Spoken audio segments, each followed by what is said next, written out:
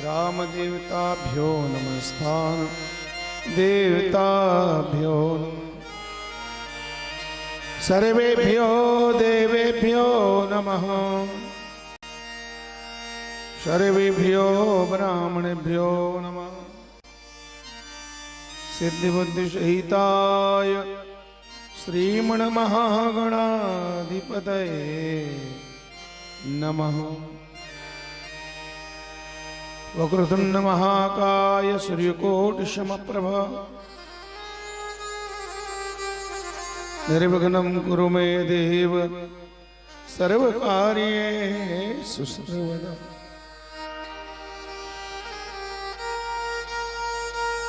विघ्नेश्वराय वरदाय शुरप्रियाय लंबोदराय शकलाय जगद्धिताय नागाननाय श्रुतियज्ञ विभूषिताय गौरीसुताय गणनाथ नमो नमस्ते। सच्चिदानंद रूपाय विश्वोत्पत्त्यादि हेतवे तापत्रय विनाशाय श्री कृष्णाय वयं नमः। रामाय रामभद्राय रामचंद्राय वेधसे रघुनाथाय नाथाय श्री सीतायापते नमः। सानंदमानंद वने वसंतम आनंद कंदम हृदभाववृंदम वाराणसीनाथमनाथनाथम श्री विश्वनाथम शरणं प्रपदे।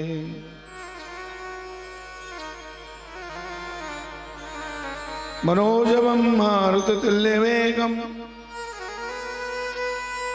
जितेन्द्रियं बुद्धिमतां वरिष्ठं वातात्मजं मानरयूथमुख्यं श्रीरामदूतं शरणं प्रपदे। नारायणं नमस्कृत्य नरं चैव नरोत्तमं देवीं सरस्वतीं ततो जयमुदीरयेत्। भक्तिभक्त भगवंत गुरु चतुर्नामोपुए इनके पद वंदन किए नासते विघ्न हरे। लेत सदा सुधि दीन की सहज दया के धाम। जननी जनक हरिदास के प्रभु श्री सीताराम। जय जय श्री राधारमण जय जय नवल किशोर जय गोपी चित चोर प्रभु जय जय माखन चोर। सब द्वार को छाड़ी के मैं आयूं तेरो द्वार। ओ वृषभानु की लाडली जरा मेरी ओर निया।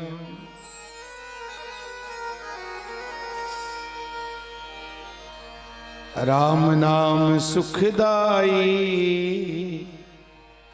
भजो रे मेरे भाई। ए जीवन दो दिन का राम नाम सुखदाई भजन करो भाई। ए जीवन दो दिन का राम नाम सुखदाई भजन करो भाई। जीवन दो दिन का नाम सुखदाई भजन करो भाई जीवन दो दिन का। राम नाम सुखदाई भजन करो भाई जीवन दो दिन का। राम नाम सुखदाई भजन करो भाई जीवन दो दिन का। ए जीवन लकड़ी का पुतला, ए जीवन है लकड़ी का पुतला। ए जीवन लकड़ी का पुतला। ए जीवन है लकड़ी का पुतला। लकड़ी का पुतला जी काठ का पुतला। लकड़ी का पुतला जी कागज का पुतला। ये जीवन है जंगल की लकड़ी। ये जीवन है जंगल की लकड़ी। आग लगे जले जाई ओ आग लगे जले जाए भजन करो भाई ये जीवन दो दिन का। राम नाम सुखदाई भजन करो भाई जीवन दो दिन का। आग लगे जल जाए भजन करो भाई ये जीवन दो दिन का।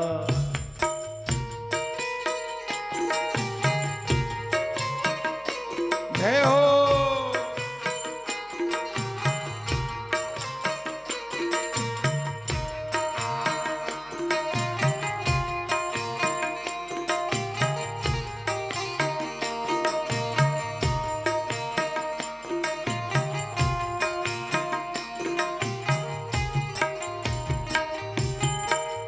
ए जीवन कागज की पुड़िया। ये जीवन है कागज की पुड़िया। ओ ये जीवन है कागज का पुतला। ये जीवन है कागज का पुतला। हवा चले उड़ जाई जय हो। ओ हवा चले जाए भजन करो भाई जीवन दो दिन का। राम नाम सुखदाई भजन करो भाई ये जीवन दो दिन का। राम नाम सुखदाई भजन करो भाई जीवन दो दिन का। नाम नाम सुखदाई भजन करो भाई ये जीवन दो दिन का। ये जीवन है फूलों की बगिया। ये जीवन है फूलों की बगिया। ये जीवन है फूलों की बगिया। ये जीवन है फूलों की बगिया। धूप पड़े मुरझाई भजन करो भाई ये जीवन दो दिन का।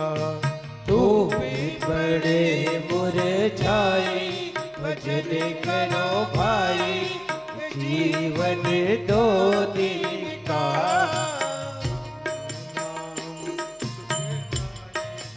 भजन करो भाई ये जीवन दो दिन का। नाम सुखदाई भजन करो भाई जीवन दो दिन का।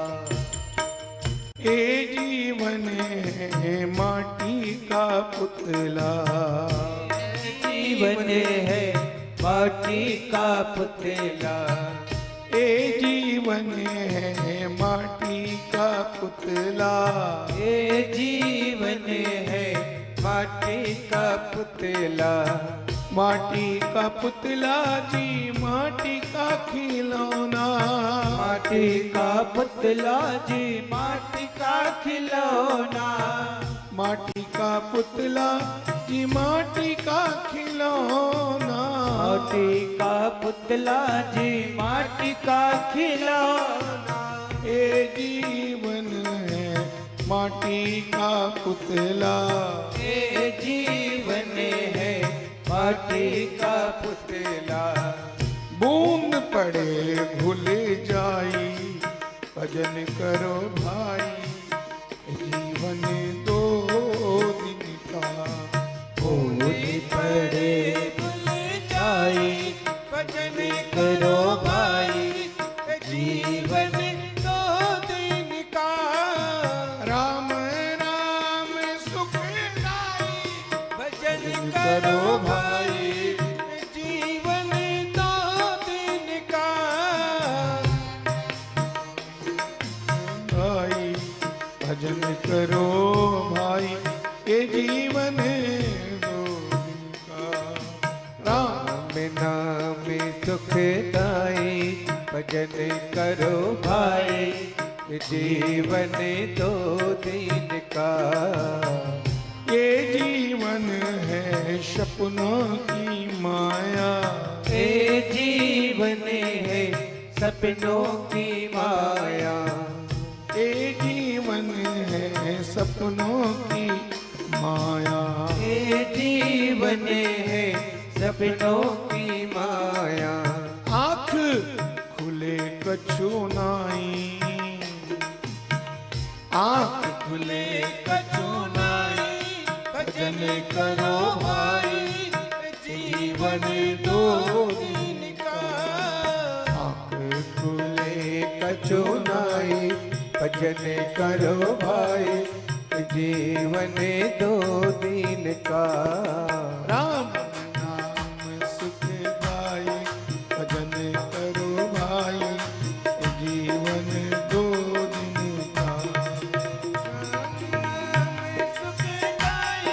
भजन करो भाई, जीवन दो दिन का, राम नाम सुखदाई, सीताराम सीताराम सीताराम सीताराम, सीताराम सीताराम सीताराम सीताराम, राधे श्याम राधे श्याम राधे श्याम राधे श्याम राधे श्याम राधे श्याम, केवरी आओ केवराला बागे में बोई वो कुआं पार में, केवरी आओ केवराला,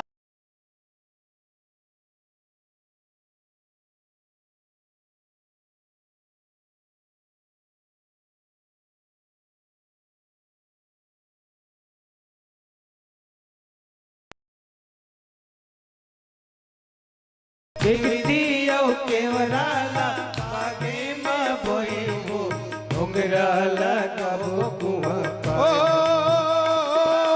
चलो चलो दीदी हो, चलो चलो बहनी हो, मंगल करो भगवान के, चलो चलो दीदी वो, चलो चलो बहनी वो, मंगल कब भगवान के, चलो चलो दीदी हो, चलो चलो बहनी हो, मंगल गावो सिया राम के, चलो चलो दीदी वो, चलो चलो बहनी वो, मंगल का सिया राम की, चलो चलो दीदी हो, चलो चलो बहनी हो, मंगल गावो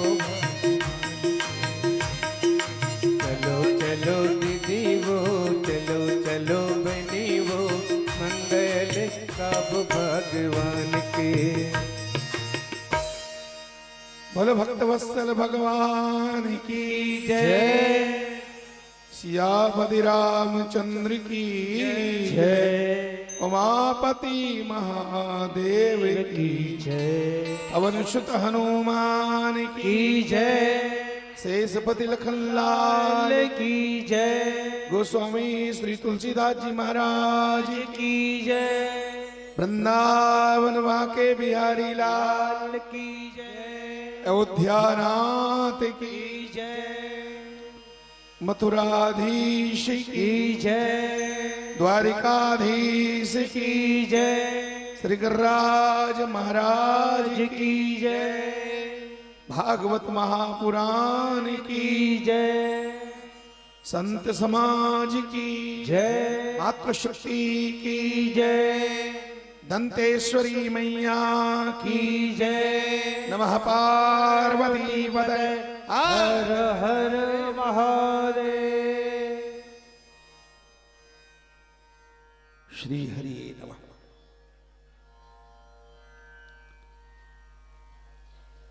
परम मंगल में मंगल भवन अमंगलहारी बांके बिहारी गिरवरधारी कुंज बिहारी असुरारी भक्त भयहारी भगवान बालकृष्ण की मांग में प्रति स्वरूपा भगवत स्वरूप श्रीमद् भागवत महापुराण सप्ताह ज्ञान की कथा यात्रा में परमात्मा के पावन चरणों में विराजमान धर्मभूमि, प्रेम भूमि, भक्ति भूमि, संस्कार भूमि, संतों की, विद्वानों की, राम कथा प्रेमियों की, सत्संगियों की पुण्य भूमि शांकरा पावन धाम के एवं आसपास के अन्य अन्य ग्रामों से, दूर दराजों से भगवत कथा रसपान हेतु पधारे हुए आदरणीय संतजनों, सम्मान्य बुजुर्गजनों, भाइयों,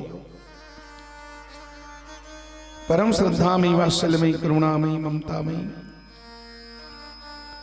शक्ति भक्ति स्वरूपा मेरी माताओं, मेरी प्यारी बहनों, प्यारे प्यारे नन्हे मुन्ने बाल गोपाल बच्चों, आइए सावधान होकर एकाग्र मन से, दत्त चित्त से भगवान की मंगलमय कथा को हम सब लोग श्रवण करते हैं।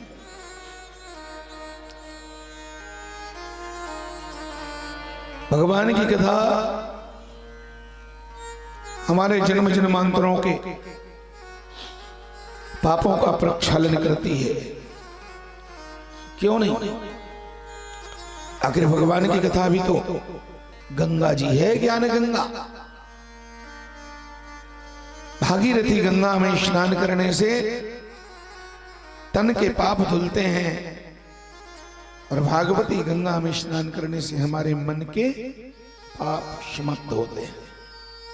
कहां प्रमाण है मन का पाप धुलता है? कहां लिखा है? रामचरितमानस हमारे सामने सबसे बड़ा प्रमाण है। गोस्वामी जी महाराज कहते हैं,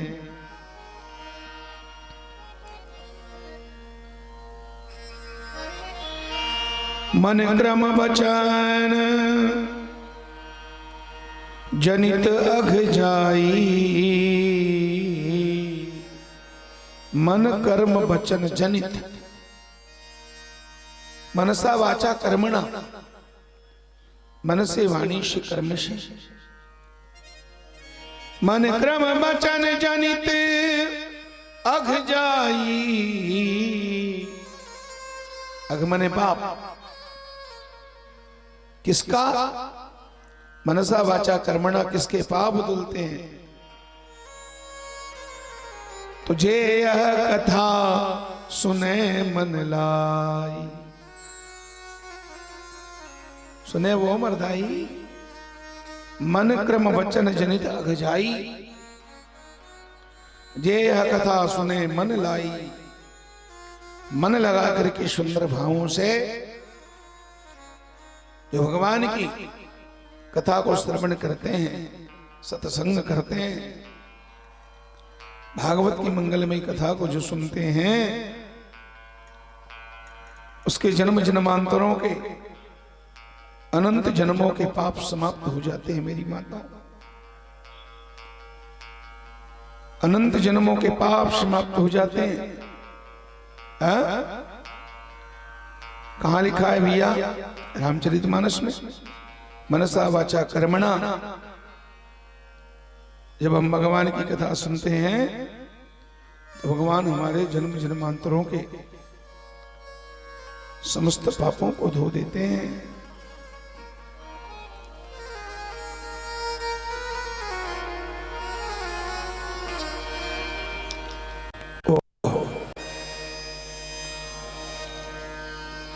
बड़े सुंदर भावों के साथ में हम सब लोगों ने रात में भगवान द्वारकाधीश के मंगलमय विवाह का आनंद लिया, कथा श्रवण भी किया और कथा को आंखों से देखा भी, झांकी के रूप में। अद्भुत आनंद।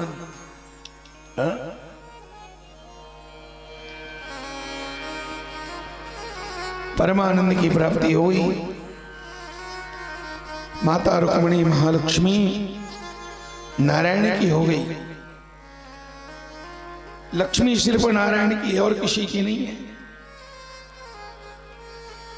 हम लोग कहते हैं रुक्मिणी हरण की कथा हुई, पर सच ये है अगर बुद्धि के तराजू से तौल करके हम देखें, विशुद्ध रूप से जब इसका चिंतन करें तो रुक्मिणी हरण की कथा नहीं है, सच में वो रुक्मिणी वरण की कथा है। रुक्मिणी तो लक्ष्मी है, कृष्ण नारायण है, तो नारायण ने अपनी रुक्मिणी का हरण किया कि वरण किया? हरण किसे कहते हैं? हाँ, जिसमें सामने वाले की इच्छा नहीं है, जबरन डांट डपट के भय दिखा के डरा धमका के जिसको बलात् जिसको ले जाया जाता है उसको कहते हैं हरण। और हम लोग कहते हैं रुक्मिणी हरण। तो सोच के देखो, क्या भगवान ने रुक्मिणी को धमकाया था क्या? हैं? रुक्मिणी को भगवान ने धमकी दिया था? कोई भय दिखाया था क्या? सज्जनों, वो तो रुक्मिणी स्वेच्छा से भगवान के साथ गई थी। हैं? इत्तेफाक ने उनका पहले ही सेटिंग था। सेटिंग ही तो था। कितना बढ़िया शब्द है सेटिंग। तो रुक्मिणी ने पत्र लिखा था ना भगवान को, वो सब पहले से ही तय था। अचानक ऐसे ही भगवान जैसे आजकल किडनैप कर लेते हैं ना, ऐसा नहीं है। हरण नहीं किया भगवान ने रुक्मिणी का, वरण किया। हरण करने के लिए तो शिशुपाल आया था ना। है? वो शिशुपाल कौन है जानते हैं? वो शिशुपाल पूर्व जन्म का, पहले जन्म का रावण है। रावण त्रेता युग में वही रावण था, द्वापर में वही शिशुपाल बन के आया।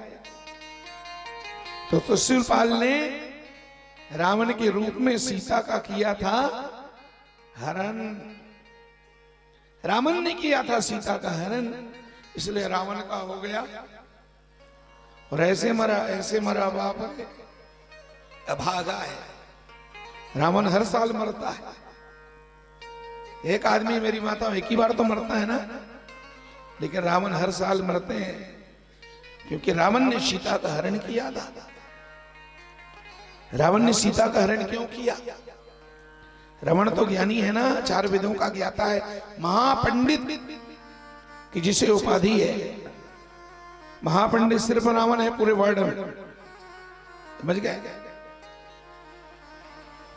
महादेव भगवान ने उसको महापंडित माना था।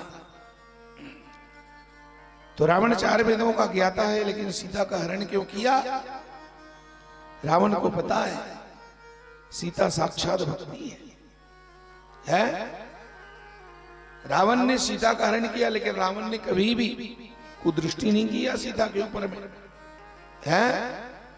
मातृभाव से ही वो देखा करते थे। रावण ने कहीं ऐसी थोड़ी क्या पूरा रामायण में कहीं खोल के बता दो कि तुम मुझसे शादी कर लो, ऐसा उसका भाव नहीं था। रावण अच्छी तरह जानता है ये जगन माता है, शक्ति है, और जब तक शक्ति की कृपा नहीं होगी तब तक जीव का कल्याण होने वाला। तो विभीषण ने पूछा रावण से, क्यों भैया, चारों तरफ आपके नाम का ही डंका बज रहा है, दुनिया थर थर कांप रही है, क्यों दुनिया को आप सता रहे हैं? कुबेर का पुष्पक विमान ले आए, जिस शंकर जी के घर में मकान प्रतिष्ठा करवाने गए थे, भगवान शंकर को ही भोले भाले को ठग के उन्हीं का मकान मांग के लिया। ये सब क्या करना चाहते हो भैया आप? रावण बोला, मैं सारे संसार को जीतना चाहता हूं, विश्व विजेता बनना चाहता हूं। अच्छा, और विश्व को जीत के क्या करना चाहते हो? संसार को जीतने के बाद रावण बोलता है, मैं परम शांति प्राप्त करना चाहता हूं, सारे संसार को जीत करके मैं परम शांति परम आनंद की प्राप्ति करना चाहता हूं। विभीषण बोले, भैया तरीका गलत है आपका, लक्ष्य तो बढ़िया है कि आप चाहते हो कि शांति मिले, शांति चाहते हो, सबके जीवन का लक्ष्य शांति है, लेकिन तरीका तो आपका सिस्टम गलत है? किसी को मार के, किसी को काट के, किसी को चुरा के, ऐसे शांति मिलता है क्या? शांति मिलती है भगवान के भजन से। बिन पानी भोजन बिना ये उदर मचावे क्रांति, ऐसे ही हरि भजन बिना मिले न मन को। तो विभीषण ने कहा, भैया अगर शांति चाहते हो तो फिर भजन करना पड़ेगा, बिना भजन के शांति नहीं। रावण बोले, भाई यही तो मेरी समस्या है। क्या? मुझसे भोजन तो हो सकता है, लेकिन भजन हो ये भजन नहीं तामस देहा, तामसी प्रवृत्ति है मेरी, क्योंकि रावण का खान पान ही तामस है ना। जिसका भोजन तमोगुनी होगा उसका मन, उसके विचार भी तो तमोगुनी होंगे, स्वभाव भी तमोगुनी होगा। हो ये भजन नहीं तामस देहा, तामसी जीवन में भगवान का भजन नहीं हो सकता। भोजन तो हो सकता है मेरे से, पर भजन नहीं हो सकता। विभीषण बोले, फिर मुक्ति नहीं मिल सकता आपको। जब भजन नहीं हो सकता तो मुक्ति नहीं मिल सकता, भगवान नहीं मिल सकते। रावण बोला, तब भी भगवान मिलेंगे, क्या बात करते हो? बिना भजन के मैं भगवान को पा सकता हूं। विभीषण ने कहा, कैसे पा सकते हो? बिना भक्ति के तो भगवान ही नहीं मिलते। तो रावण ने कहा, मैं भक्ति तो नहीं कर सकता, भजन नहीं कर सकता, लेकिन मेरे भुजाओं में वो दम है, मैं सीधे भक्ति का हरण ही कर सकता हूं। मैं भक्ति को चुरा के ले आऊंगा, और जब भक्ति मेरी लंका में आ जाएगी तो भक्ति को ढूंढते ढूंढते पीछे से भगवान चल करके लंका में आएंगे, और इस तरह से मेरा कल्याण हो जाएगा। भाई विभीषण ने कहा, ये तरीका गलत है?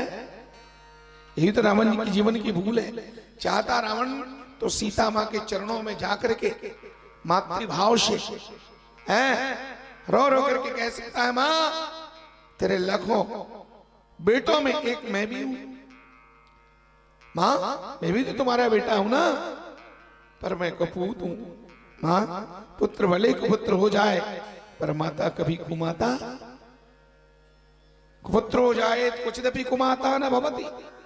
तो मां मुझ पर एक बार कृपा की दृष्टि कर दो, प्यार भरी निगाहों से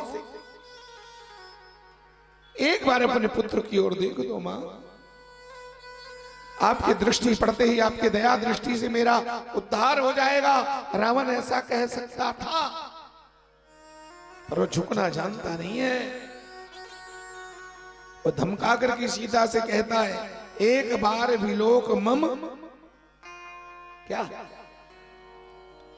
एक बार विलोक मम ओरा। रावण ने सिर्फ यही कहा है, मेरी और एक बार देख दो सीता। तो धमकी देके कहोगे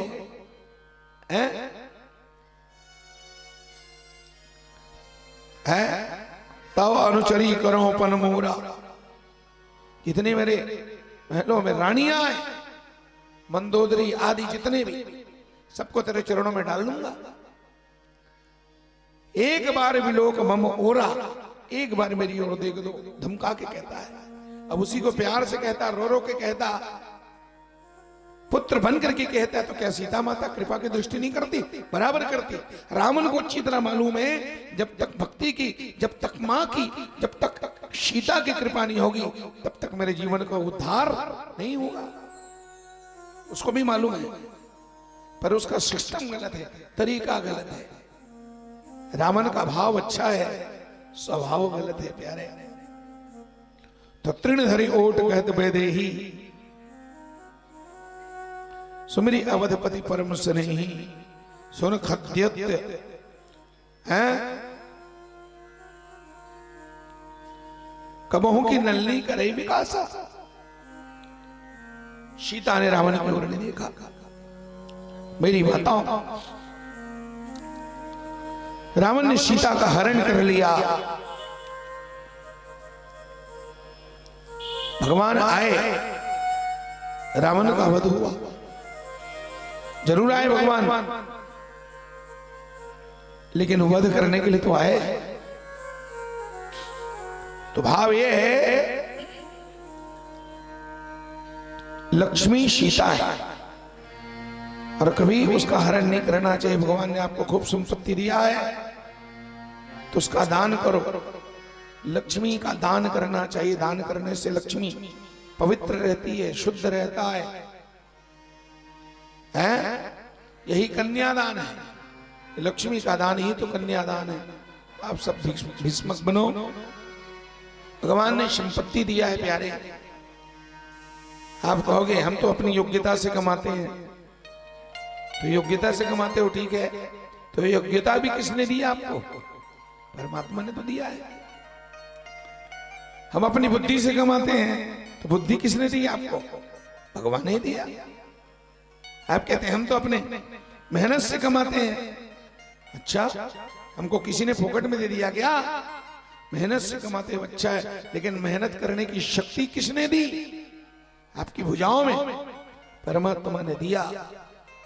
इसलिए सब भगवान का दिया हुआ है प्यारे। लक्ष्मी का कभी भी दुरुपयोग नहीं करना चाहिए। संपत्ति पाकर के कभी भी अभिमान मत करो। लक्ष्मी का सदा सद उपयोग करो।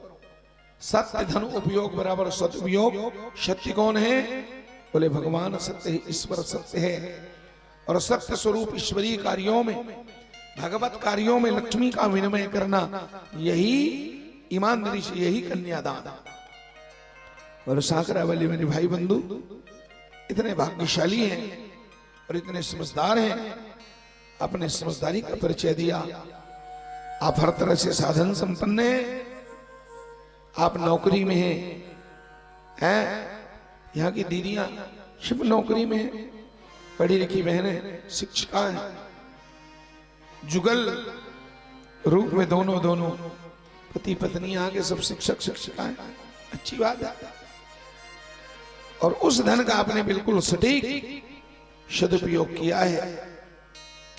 हजारों लोगों का भंडारा आप करा रहे हैं प्रतिदिन। जब भी दान पुण्य की बात आती है तो खुले हाथ से आप दान करते हो, यही लक्ष्मी का सोच। इससे आपकी लक्ष्मी बढ़ेगी, घटने वाला नहीं है। ध्यान रखना, दान करने से धन थोड़ा कम होता है, लेकिन लक्ष्मी घटने वाली। हाँ, पैसा थोड़ा कम जरूर होता है, पर लक्ष्मी उससे बढ़ती है, घटती नहीं है। मेरी माता और बहनों, हम बो रहे हैं, हम जितना बोगे उतना ही तो काटोगे तुम। आप बो रहे हो सब, हैं? कोठी भरा हुआ है भरपूर, लबालब छलक रहा है कोठी। अब उसमें का 5 काठा धान ले जाके हमने खेत में छिड़क दिया, तो क्या वो धरती माता के लिए कि अपने लिए? इसके लिए छिड़का। थोड़ी देर के लिए तकलीफ होता है कि 5 काठा कम हो गया कोठी से। सजनों, थोड़ा तकलीफ जरूर होता है, पर समझदारी यही है कि जब तक हम धरती को 5 काठा नहीं देंगे, तो हमें 5 खंडी होकर के कैसे मिलेगा। वो धरती के लिए नहीं बोया जा रहा है, वो बोया जा रहा है तो अपने लिए। ठीक इसी तरह थोड़ी देर के लिए लगता है कि हमने किसी को 100-200-400 रुपया दिया, लगता है कि मेरा घट गया कुछ, पर घटा नहीं है, आपने बोया है प्यारे। और देखना कुछ दिन के बाद और समय से वो ऐसे एक फसल तैयार हो गया लहलहाता हुआ। दान करे धन ना घटे, लक्ष्मी का सदुपयोग यही है। भगवान ने आपको खूब संपत्ति दिया, सदा कथा भागवत में, सत्संग में, समाज के उत्थान में, राष्ट्र की सेवा में विप्लव पड़ता है देश पर, है? कहीं भूकंप आ जाते, कहीं बाढ़ आ जाती है। कोरोना में हम लोगों ने कितना दुख देखा है, लोग खाने को तरस रहे थे, बाजार सुनी थी, पैसा था तो बाजार में सामान नहीं मिलता था, निकल नहीं पाते। मजदूरों को और ज्यादा तकलीफ हुआ, जो दिहाड़ी मजदूर है, रोज कमाने खाने वाले, उनके तो लाले पड़ रहे थे। कई लोग रो रो करके रास्ते में कहते महाराज काम नहीं चलता है। देना चाहिए, आखिर अपने ही भाई बंधु हैं। जिस राष्ट्र ने, जिस समाज ने, जिस देश ने हमें इतना दिया, और देश पर जब विप्लव आता है, देश पर संकट आते हैं, उस समय मुक्त हस्त से दान करना चाहिए। यही तो इंसानियत है। आखिर धन किसके लिए है? धन की 2-3 गति है। धन की गति है दान में, पुण्य में, है? कुछ उपयोग भी करो, कुछ सदुपयोग भी करो। निजी जीवन में खर्च करना लक्ष्मी का उपयोग है, समाज के लिए दान करना लक्ष्मी का सदुपयोग है। पर उस पवित्र लक्ष्मी से जुआ खेलना, मद्यपान करना, मांसाहार करना लक्ष्मी का घोर दुरुपयोग है। ये नहीं होना चाहिए, है? एक बात तो अच्छी तरह समझ लो आप, अच्छी तरह नोट करना इस बात को, जो लक्ष्मी आई है ना, चाहे कोई भी तरह से आई, तुमने कमाया है। हम नहीं कहते कि तुमने अनर्गल ढंग से उसको लाया है, आपने मेहनत किया है, ठीक है? लक्ष्मी आई है, पर एक बात तो अच्छी तरह समझ लो, इसको जिंदगी में मत भूलना, जो लक्ष्मी आई है वो लक्ष्मी सदा सदा स्थायी रहने वाली, उसका स्वभाव है घूमना। लक्ष्मी चंचल है, चाहे तुम गोदरेज में रखो, चाहे 5 ताला लगा कर रखो, लक्ष्मी का स्वभाव है घूमना फिरना। उसको एक जगह खम गाड़ के बैठना लक्ष्मी को अच्छा नहीं लगता है? लक्ष्मी घूमते रही, यही अर्थशास्त्र का नियम भी है? लक्ष्मी को कहते हैं पैसा। पैसा का एक नाम है द्रव्य। द्रव्य जो है द्रव धातु से बनता है। द्रव मतलब बहने वाला, पिघलने वाला। पानी द्रव है नहीं? और पानी का स्वभाव है द्रव, मतलब उसका स्वभाव है बहना। और जो पानी बहते रहती है वो पानी सदा शुद्ध रहती है। और जो पानी एक जगह जाम हो गई, रुक गई, तो फिर वहां से सड़ांध पैदा होता है प्यारे। जिस कुएं से लोग पानी पीते रहते हैं ना, वो कुआं का पानी हमेशा साफ सुथरा पवित्र रहता है। और जिस कुएं का लोग उपयोग करना छोड़ देते हैं, भले उसमें लबालब पानी, लेकिन वहां का पानी तो बदबू मारता है प्यारे, सड़ जाता है। जहां की लक्ष्मी आती रहती जाती रहती है, दान में पुण्य में, वो लक्ष्मी सदा पवित्र रहती है। और तुमने ताला लगा के ऐसे जड़ दिया, वो लक्ष्मी फिर सड़ जाएगी, ध्यान रखना। और तब भी जाएगी, तुम खर्चा करो चाहे, उसका स्वभाव है जाना जाना जाना। तुम्हें पता नहीं है? लक्ष्मी की सवारी क्या है? बोलो। लक्ष्मी की सवारी है उल्लू। और जिसकी सवारी उल्लू है, उस लक्ष्मी पर तुम कितना भरोसा रखोगे? ज्यादा पूजा करोगे, ज्यादा कंजूसी करोगे, ज्यादा मेहनत करोगे, आएगी नहीं? आएगी नहीं, बराबर आएगी। लक्ष्मी आएगी, उल्लू में बैठ के आएगी, 5-10 साल रहेगी और फिर उल्लू बना के। उसका स्वभाव है जाना, वो रहती नहीं कहीं। चाहे तुम 1 रुपया भी खर्च नहीं करोगे तब भी हो जाएगी, है? दान पुण्य में जाएगी नहीं तो चोरी से जाएगी, पर जाएगी जरूर, कोई चोर चुरा करके ले जाता है। धन की 3 गति है, धर्म में, स्वार्थ में। न तुम धर्म में दान किए, न तो खाए पिए, खुद भी अच्छा नहीं खाए पिए, है न कभी अच्छा कपड़ा पहना जीवन में, न अच्छा मकान में तुम्हें रहने का शौक लगा, न तुमको अच्छा कार मोटर गाड़ी, भाई जिंदगी भर नोते रहे तुम। तो फिर लक्ष्मी का क्या, आखिर में क्यों चोर उसको चुरा करके ले जाएगा। है लक्ष्मी की पूजा जरूर करो, पर लक्ष्मी पर भरोसा मत करो, क्योंकि लक्ष्मी सदा स्थायी रहने वाली। और महात्मा कहते हैं लक्ष्मी की पूजा जरूर करो, पर लक्ष्मी पर भरोसा बिल्कुल मत करो। और भगवान की पूजा, अरे भगवान की पूजा भले मत करो, लेकिन भरोसा भगवान की सिवा और किसी पर मत करो। भरोसा करने लायक तो सिर्फ भगवान है। एक भरोसो एक बल एक आस विश्वास, एक राम घनश्याम हित चातक तुलसी। भरोसा करने लायक भगवान है। क्या भरोसा है तुलसी बाबा को, है? तुलसी राम भरोसे पाए पसारे सोए। लोगों ने पूछा आपकी दिनचर्या क्या है महाराज? तुलसी बाबा से पूछा खाना पीना कैसे होता है, दाल रोटी की व्यवस्था कैसी होती है? गोस्वामी जी कहते सब हो जाती है। अनहोनी होनी नहीं होनी हो सो होए, तुलसी राम भरोसे पाए पसारे सोए। अजगर करे न चाकरी पंछी करे न काम, दास मलूका कह गए सबके दाता। वो राम वो रोटी की व्यवस्था कर देता है। इतना भरोसा है गोस्वामी जी को। मेरी माताओं क्या बात है, विश्वास। हम भक्ति करते हैं, भरोसा करो भगवान के ऊपर में, है? गोस्वामी जी ने राम नाम के भरोसे में इतने बड़े बड़े चमत्कार किए, मैं क्या बताऊं। काशी नगरी में एक शिवा नाम का लड़का खत्म हो गया था। एक शिवा नाम का नौजवान लड़का शादी के दूसरे दिन खत्म हो गया। मेरे माता अटैक आया, खत्म हो गया। शिवा नाम का है वो लड़का। कुछ दिन पहले हमारे क्षेत्र में ये घटना घटी थी। दुल्हन लेके आया और रात में दूल्हा अटैक चला गया। हमारे बालोद क्षेत्र में शिवा नाम का लड़का सुंदर बाजे गाजे के साथ बराती लेकर के दुल्हन लाया। काशी नगरी की बात है। दूसरे दिन वो लड़का वो दूल्हा खत्म हो गया। बाप रे बाप,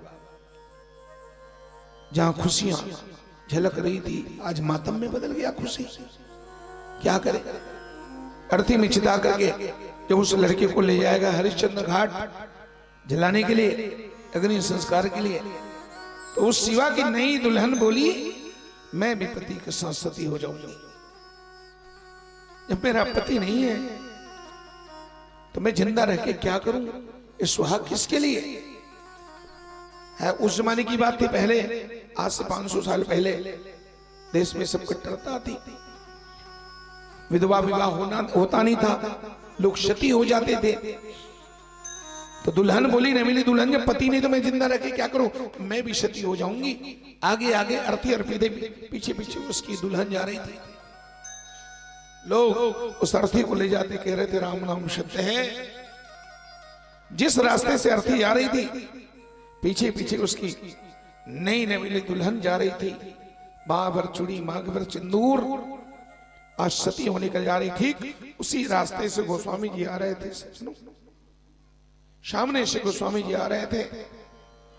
उस सती ने सोचा अब तो मेरे भाग्य में मरना ही है, तो क्यों न एक बार गोस्वामी जी को कम से कम प्रणाम कर लूं, उनका आशीर्वाद ले लेती हूं। संत के दर्शन से सदगति मिल जाएगी। ऐसा सोचकर उस दुल्हन ने गोस्वामी जी के चरणों में प्रणाम किया रास्ते में। और जब चूड़ी बजा बजा करके वो प्रणाम करी सज्जनों, तो अचानक गोस्वामी जी महाराज के मुंह से निकल पड़ा, बेटी सौभाग्यवती भाव, चूड़ी तेरा अमर रहे बेटी, चूड़ी अमर रहे, सदा सुहागन रहे। अचानक जब गोस्वामी जी ने कहा सदा सुहागन रहे, वो दुल्हन चित्कार मार के रोई। महाराज क्यों एक विधवा का आप मजाक उड़ा रहे हो? मेरे दुर्भाग्य पर सारी दुनिया हंस रही है, हैं? मैं वो अभागन हूं और आप मुझे सुहागन होने का आशीर्वाद दे रहे हो। बाबा आप कहते तेरा चूड़ी अमर रहे, मैं वहां चूड़ी उतारने जा रही हूं। रो करके उस दुल्हन ने गोस्वामी जी के पांव को पकड़ के कहा, आप तो सिद्ध संत हो, जब आपके मुंह से मुझे सुहागन होने का आशीर्वाद मिला है तो मेरे सुहाग को एक बार लौटा दो बाबा। गोस्वामी जी सुबह दम खा गए। गोस्वामी जी ने चमत्कार कर दिया। अपने भरोसा कितना है मेरे बाबा को भगवान की भक्ति पर। तुलसी यावत देख के सती नवायो शीश, तुलसी यावत देख के सती नवायो शीश। तो गोस्वामी के मुंह से निकल पड़ा, चूड़ी तेरा अमर रहे दिन नो या आशीष। अब तो रो करके बोली, पति हमारे चले गए और मैं भी जावनहार, बाबा तेरे वचन का निश्चित नहीं कुछ सार। पति हमारे चले गए और मैं भी जावनहार, बाबा तेरे वचन का निश्चित नहीं कुछ सार। तब तो गोस्वामी जी ने उस दुखिया को देखा, रो रो के बोली, जब आपने मुझे चूड़ी अमर होने का आशीर्वाद दिया है तो एक बार इस आशीर्वाद को सत्य करके दिखला दो। गोस्वामी जो दौड़ पड़े, उस मुर्दा को रुकवाया, उसको धरती पर लिटाया, उस अर्थी को कान पकड़ के उस मुर्दे को बिठाया है। तुलसी मुर्दा मंगाई के सिर पर फेरो हाथ, मैं तो कुछ जानू नहीं, तुम जानो है रघुनाथ। एक भरोसो एक बल एक आस विश्वास, एक राम घन श्याम हित चातक तुलसी। और गोस्वामी जी ने उस मुर्दे के कान में जैसे कहा जय श्री राम, श्री राम नाम कान में पड़ते ही उस मुर्दे में आ गई जान और मुर्दा जिंदा होकर के खड़ा, मुर्दा जिंदा होकर के खड़ा हो गया, नाचने लगा। जय श्री राम, मुर्दे में आ गई जान। यह है भरोसा। राम राम हम भी करते हैं, लेकिन वो जो भरोसा होना चाहिए वो भरोसा नहीं है हमें राम नाम पर। गोस्वामी जी वहां कथा करते थे तुलसी घाट में। अब आप लोग काशी गए हो ना, काशी देखे हो कि नहीं? काशी में गंगा के उस पार एक शहर है, एक नगर है, क्या नाम है उसका जानते हो? सामने वाले गंगा के उस पार एक रियासत है, रजवाड़ा है, उस नगर का नाम है रामनगर। उसी रामनगर में हमारे देश के प्रधानमंत्री लाल बहादुर शास्त्री जी महाराज का मकान है। मैं उसका जन्म हुआ था, उनका पैतृक घर आज भी है, जाकर के देखना। शास्त्री जी की वो खपरेल वाला मकान आज भी है गंगा के किनारे। तो सामने रामनगर है। सज्जनों कभी काशी जाओगे तो देखना, नाव में बैठ करके लोग किला देखने जाते हैं। वो राजा का किला है वहां, और किले में सबको जाने की अनुमति है, जा करके राजा का किला देख सकते हो। वो राजा काशी में ही रहते थे, लेकिन हनुमान जी ने उन्हें परमिशन दिया। भगवान शंकर ने भगा दिया, कहा तुम जाओ सामने। यहाँ का राजा तो बाबा विश्वनाथ है। अब एक शहर में दो राजा नहीं हो सकते है? तो विश्व राजा को अपना पूरा राजमहल छोड़ करके और जाना पड़ा है सज्जनों रामनगर में। तो उसी रामनगर से एक आदमी रोज कथा सुनने आता था नाव में बैठ के तुलसी घाट में। गोस्वामी जी रोज कथा सुनाते, शाम को आदमी डोंगा में बैठ के फिर वापिस चला जाता। एक दिन क्या हुआ, कथा चल रहा था और अचानक इतना भयंकर जोर से बारिश हुई, दैतना मूसलाधार पानी बरसा। अब जब पानी बरसा, कथा बंद हुई, वो आदमी रामनगर का आदमी घाट में आया, नाव में बैठ के उसको वापिस जाना है। पर घाट में नाव तो थे, पर नाव चलाने वाले कोई नहीं थे, क्योंकि अकस्मात पानी गिरा ना, तो सब केवट लोग क्या किए, अपने नाव को बांध करके भाग गए घर में। है नहीं, नाव को घाट में बांध दिया, सब चले गए। नाव है पर चलाने वाला कोई नहीं। वो आदमी, वो श्रोता, वो भक्त वो स्वामी जी के पास आके बोले बाबा घर जाना चाहता हूं और डोंगा तो है पर चलाने वाला नहीं दिखता। वो स्वामी जी बोले पानी गिर गया तो क्या करोगे, एक काम करो रात भर यहीं रुक जाओ, मेरे साथ रहो, भजन करो, खाओ पियो, कल सुबह चले जाना। पर वो आदमी संसारी है, कहा नहीं बाबा मैं रुक नहीं सकता भैया, वहां छोटे छोटे बाल बच्चे हैं, घर वाली रास्ता देखेगी। तो गोस्वामी जी बोले डोंगा नहीं तो कैसे जाओगे। गोस्वामी समझ गए ये संसारी आदमी है, ये रुकने वाला नहीं है, और रुकेगा तो रात भर मेरा माथा खाएगा।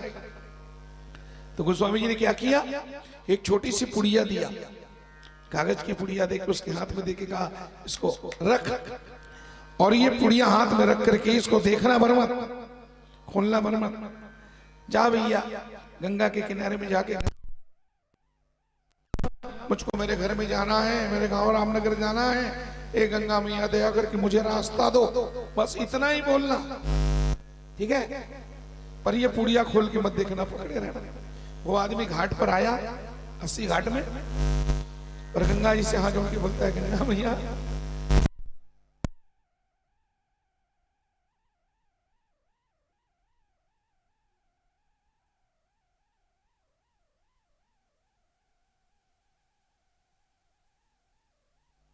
सड़क बन गया, मतलब पानी सड़क हो गया, पानी जम गया, और आदमी जब पांव रखा बाप रे बाप सड़क की तरह, उसके तो कौतूहल का ठिकाना नहीं, एक पांव दो पांव ऐसे रखते रखते रखते वो गंगा के ऊपर चलने लगा, धार के ऊपर में, गंगा जल के ऊपर में चलते चलते चलते जब अपने रामनगर के पास आया, अपने घाट में, तो थोड़ा सा ज्यादा नहीं, वो 100 कदम बाकी था।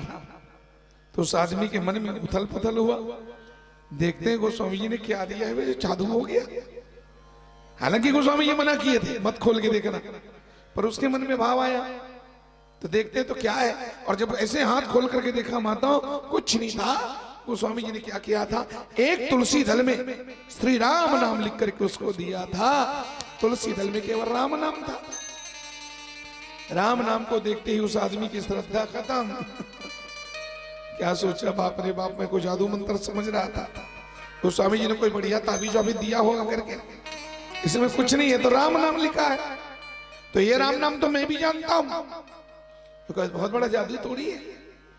उस आदमी ने केवल इतना सोचा ये राम नाम तो मैं भी जानता हूं, इतना कहते आदमी सीधे धड़ाम से गंगा में डूबा, अंदर अते हिचकोले मार लेगा, ऊपर नीचे ऊपर नीचे ऊपर नीचे, बचाओ बचाओ बचाओ, कौन बचाए, धार में बहने लगा। अब आदमी हैरान होकर के बोले हे गोस्वामी के राम मेरी रक्षा करो प्रभु, हे तुलसीदास के राम। और जैसे कहा हे तुलसीदास के राम, गंगा मैया में एक लहर आया और उठा के गंगा मैया सीधे उसे किनारे में ले जाकर फेंक, सीधे किनारे में जाके गिरा है।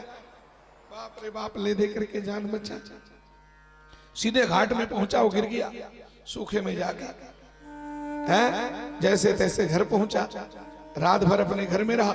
दूसरे दिन फिर डोंगा में बैठ के फिर कथा सुनने आया, और आते ही गोस्वामी जी के चरणों में सिर झुका के रोने लगा।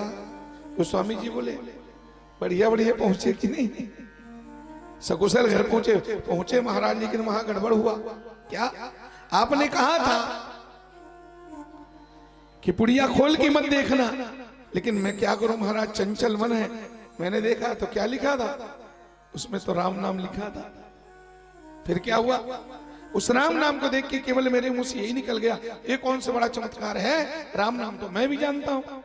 इतना कहते ही महाराज, और मैं सीधे डूबने उतरने लगा। तो गोस्वामी जी मैं यही पूछने आया हूं, है मैं केवल यही पूछने आया हूं,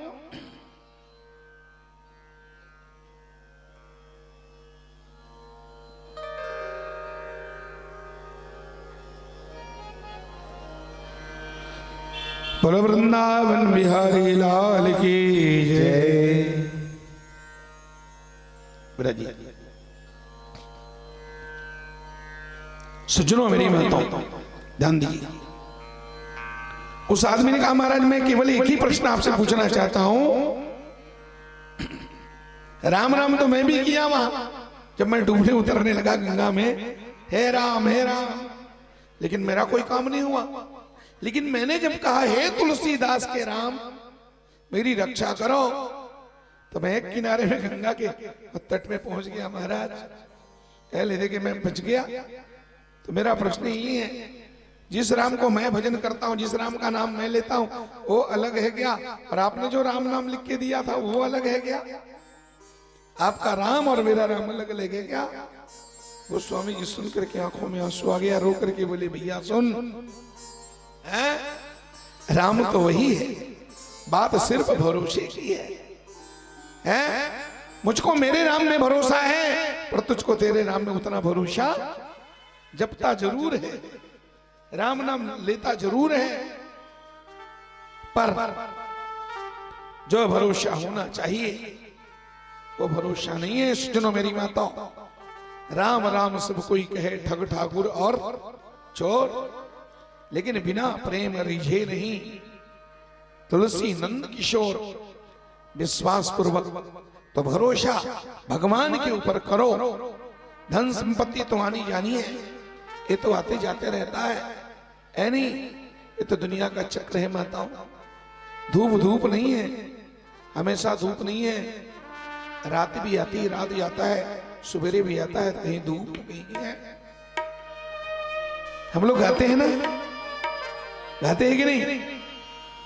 सुख दुख दोनों रहते जिसमें, जीवन है वो गाँव, कभी दुख तो कभी चाँद, कभी दुख तो कभी चाँद। सुख दुख दोनों रहते जिसमें, है वो गाँव, कभी दुख तो कभी चाँद, कभी धूप तो कभी चाँद। ऊपर वाला पाशा फेंके, नीचे पड़ते दांव, कभी धूप तो कभी चाँद, कभी धूप तो कभी चाँद। भले भी दिन आते जगत में, बुरे भी दिन आते,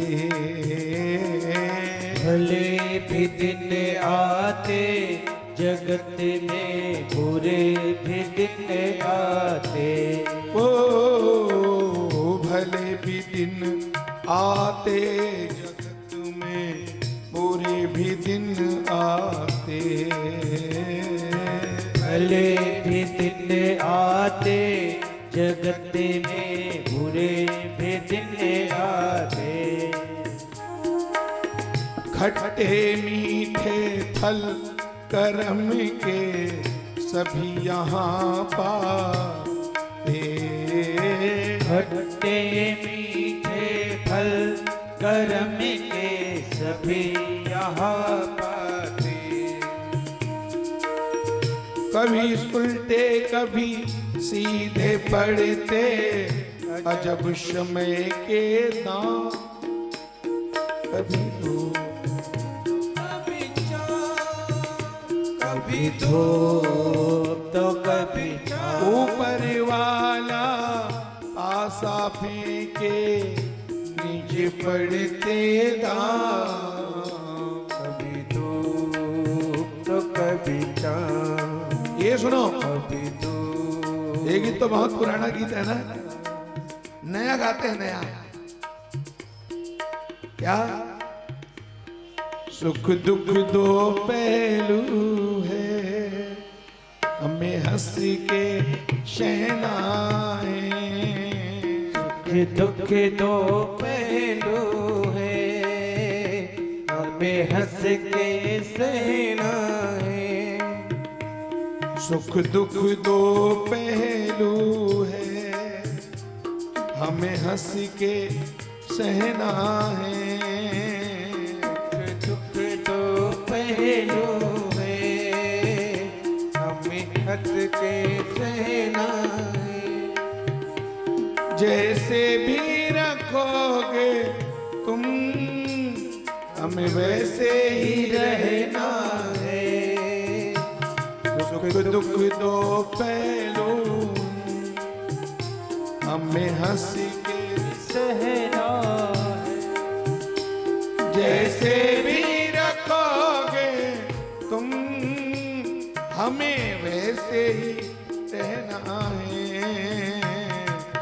दुख दो पहलू है।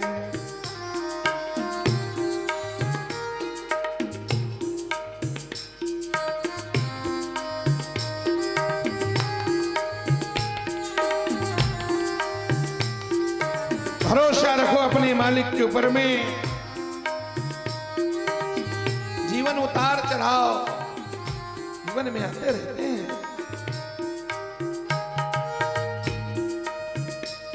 जब दुख आता है मेरी माताओं तो मुख में भगवान के नाम भी तो आते हैं। हम सुख में भगवान को भूल जाते हैं। इसलिए तो कुंती माता ने द्वारकाधीश से वरदान में दुख मांगी है। दुख आएगा कान्हा तेरी याद भी आएगी। दुख आएगा कान्हा तेरी याद सताएगी।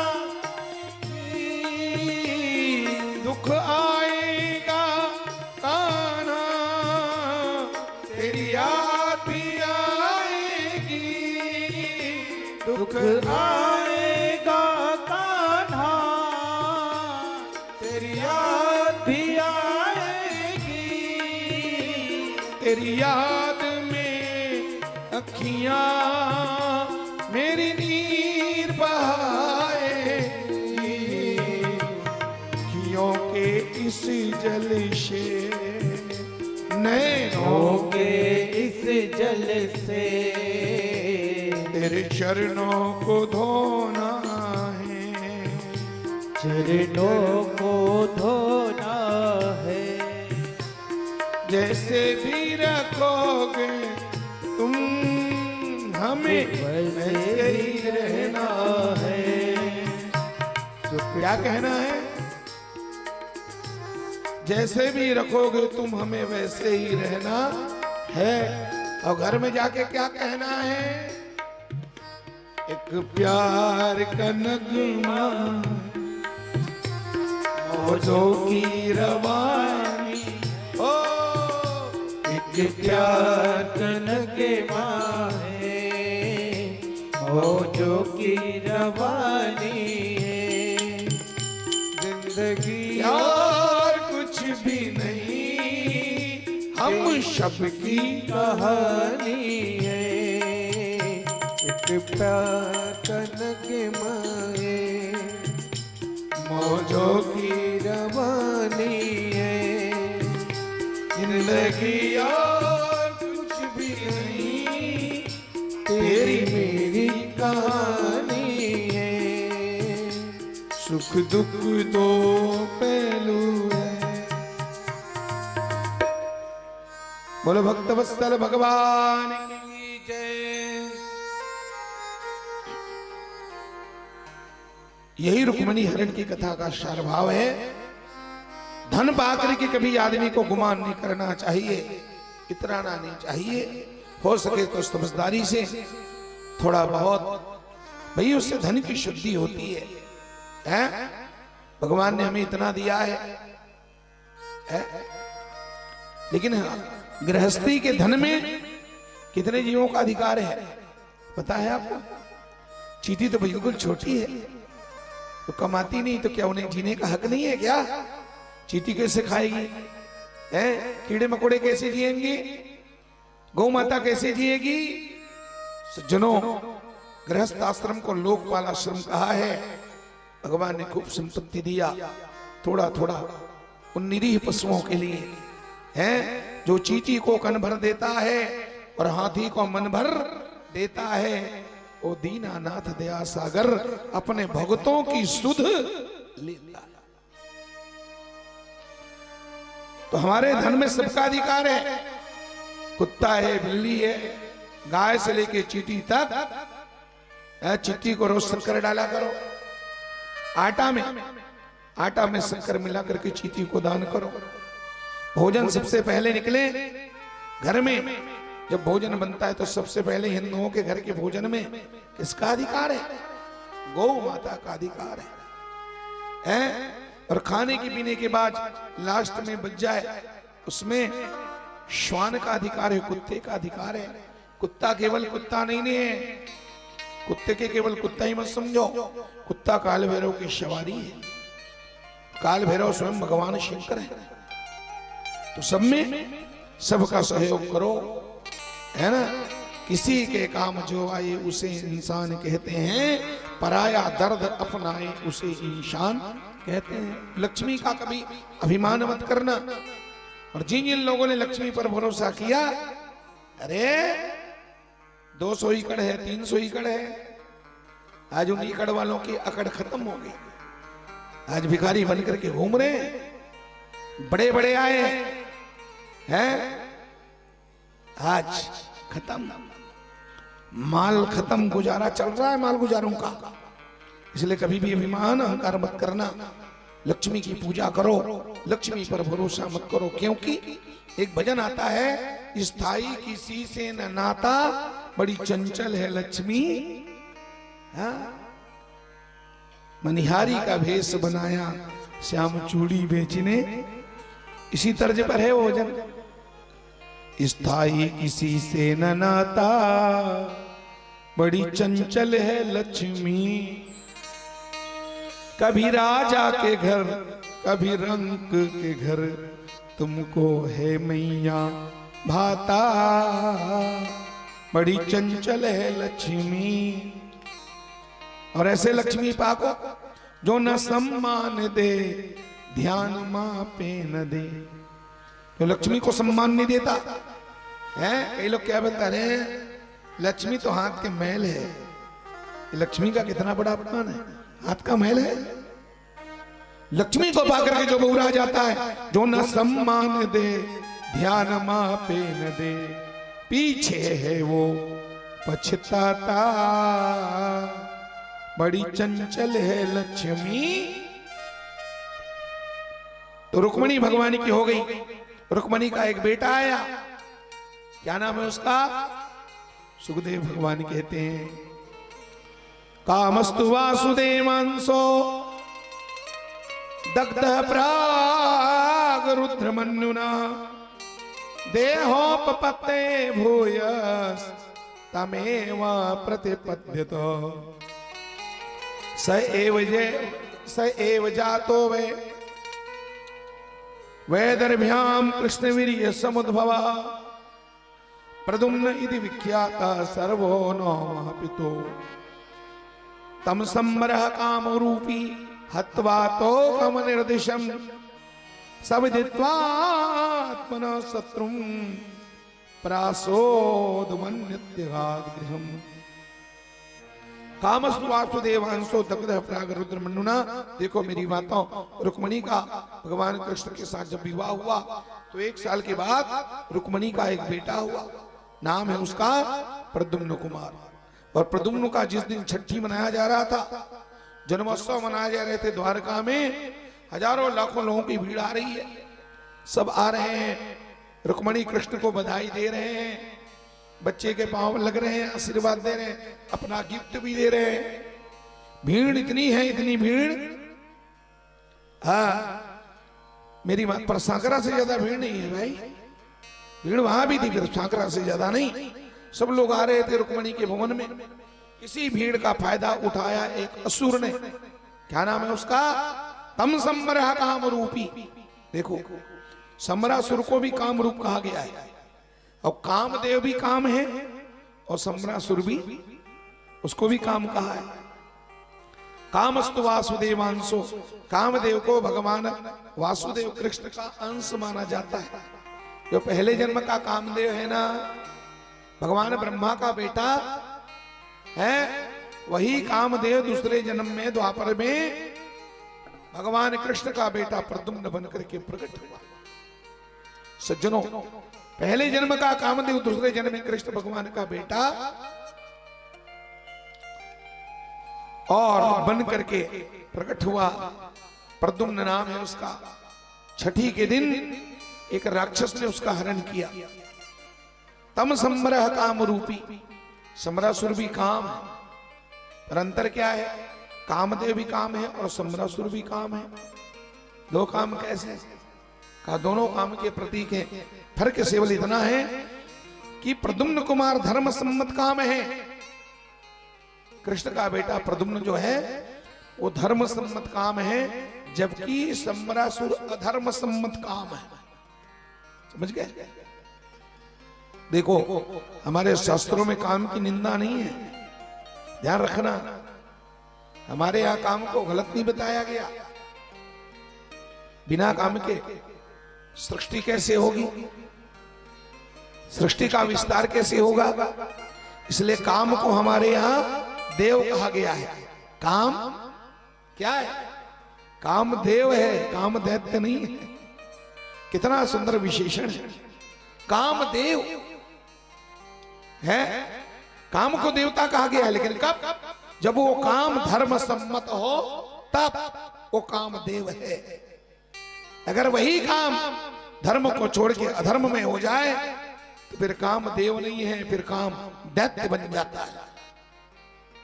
सज्जनों, काम का एक नाम है ईश्वर, स्मरण करते ही आता है?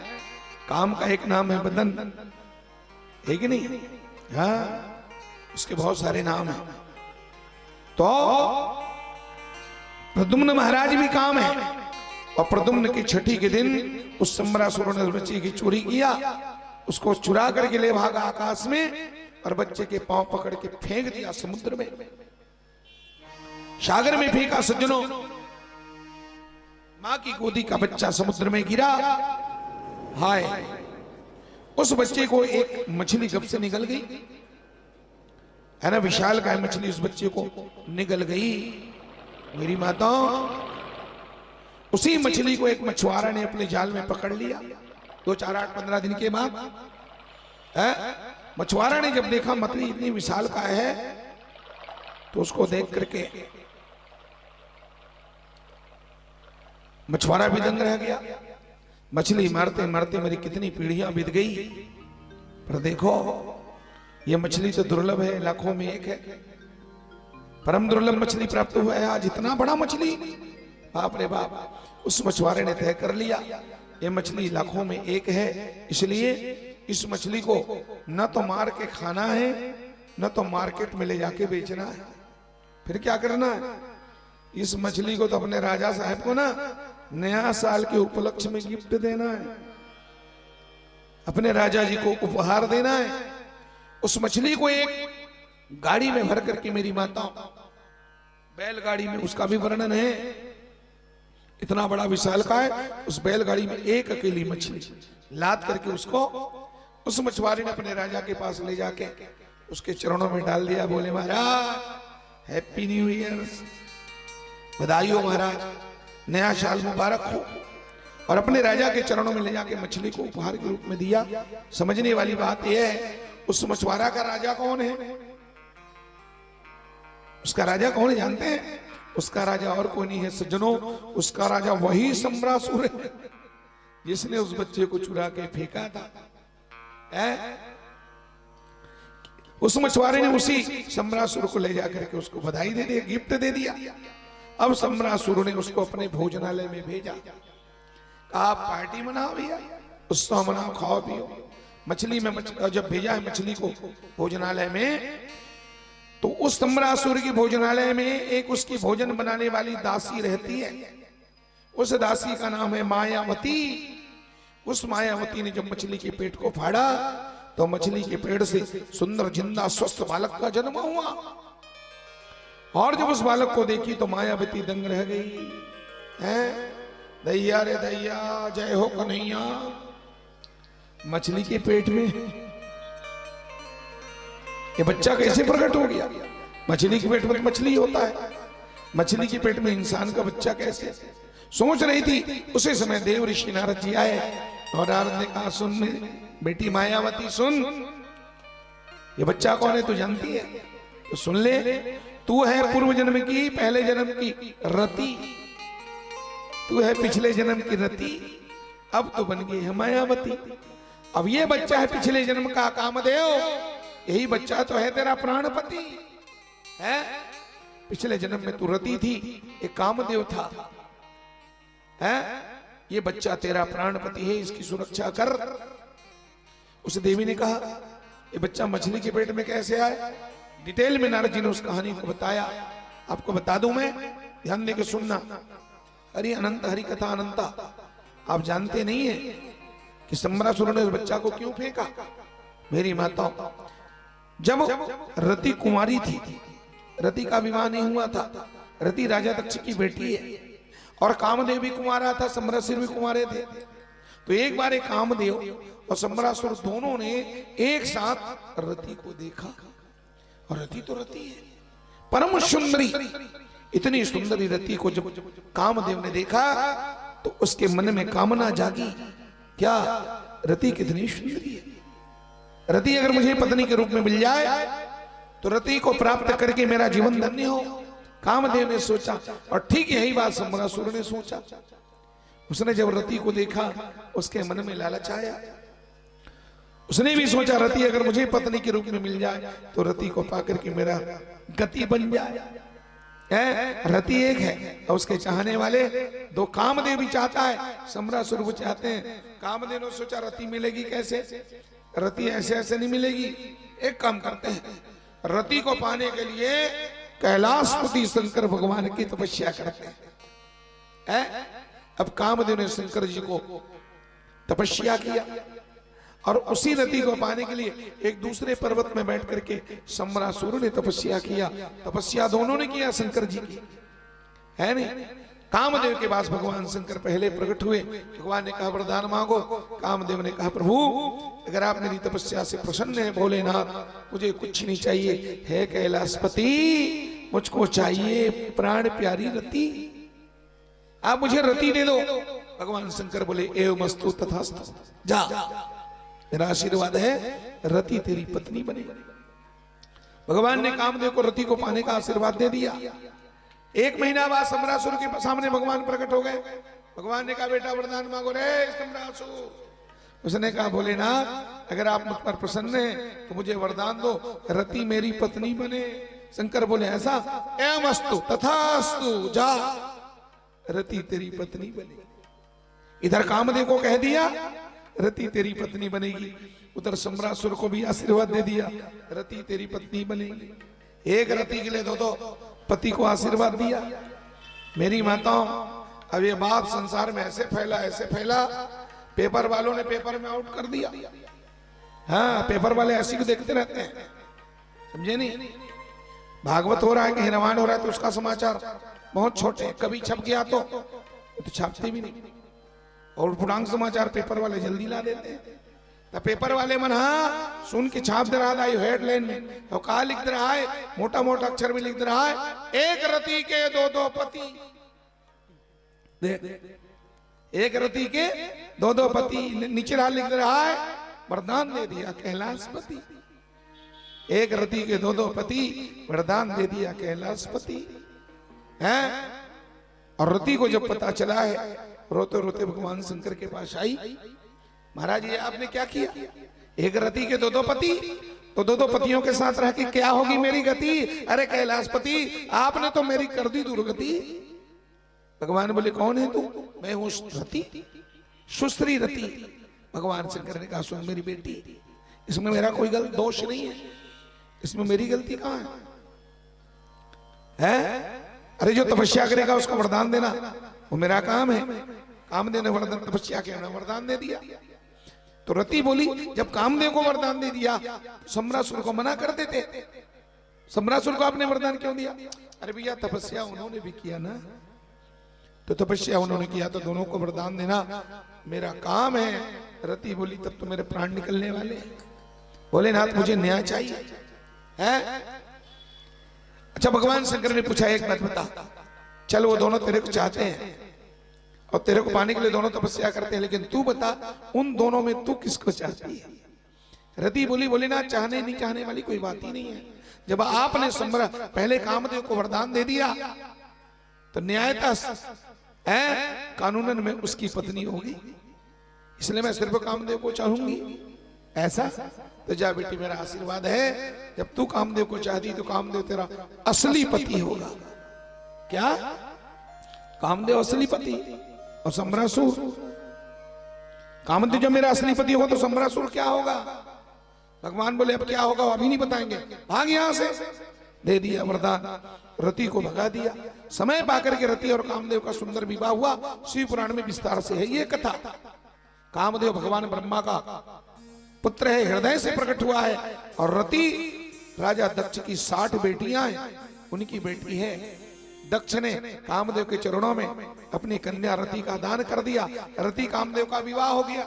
लेकिन जिस कामदेव को भगवान शंकर ने रति जैसे सुंदरी पाने का वरदान दिया, जिस शंकर भगवान ने कामदेव को रति जैसे उस सुंदरी को पाने का वरदान दिया, एक दिन उसी बेईमान कामदेव ने शंकर भगवान की छाती में बाण तान दिया। शंकर जी की छाती में बाण तान दिया। तान क्या दिया? मारी दिया। भगवान शंकर समाधि में बैठे थे और कामदेव आम के पेड़ में चढ़ गए, फूलों का 5 बाण बनाया और शंकर जी की छाती में छोड़ दिया। भगवान शंकर ने तीसरा नेत्र खोला और तीसरा नेत्र खोलते ही कामदेव जल करके भस्म हो गया। रामचरितमानस में गोस्वामी जी लिखते हैं, तब शिवती सर नयन उगारा,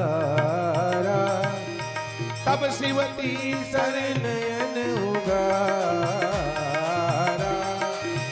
चितवत काम गयौ जल चारा, ओ चितवत काम भयौ जल चारा, ओ चितवत काम भयौ जल चारा। कामदेव जल करके भस्म हुआ। मेरी माताओं, अब तो रति रोते रोते भगवान शंकर के पास वही राख को लेके आई है। वो पति का जो भस्म है ना, छार मने राख है नहीं। चितवत काम भयौ जरी छारा, छारा मने राख। राख को अपने साड़ी के पल्लू में बांध करके लाई और भगवान शंकर से बोली, भोलेनाथ आपने मेरे पति को क्यों भस्म कर दिया? बिना पति के नारी की क्या गति होगी? अरे कैलाशपति, आप मेरे पति को जिंदा कर दो। मेरी माता और बहनों, रति रोने लगी, भगवान से बोली आप मेरे पति को जिंदा कर। भगवान ने कहा, बेटी रति, तेरा पति नमक हरामी,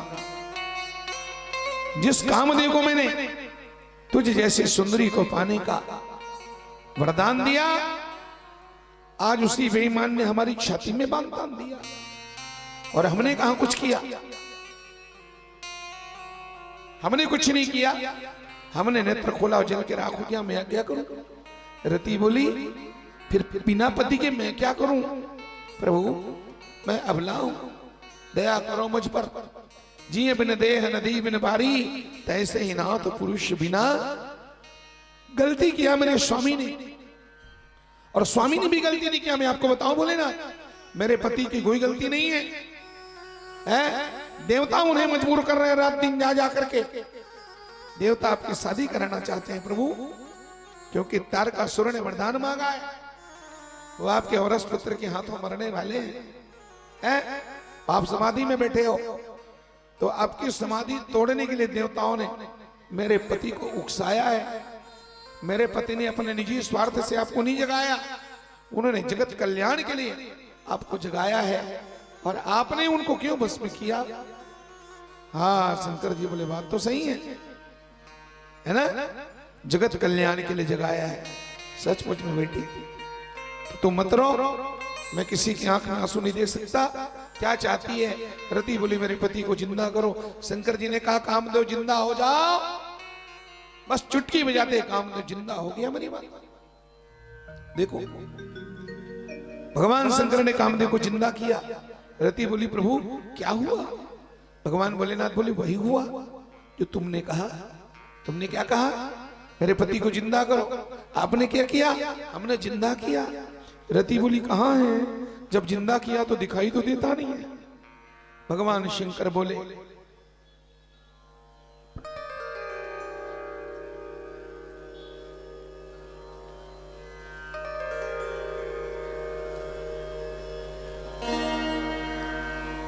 हमने जिंदा कर दिया। रति बोली दिखाई क्यों नहीं देता? भगवान बोले सुन, जिंदा हो गया तेरा पति।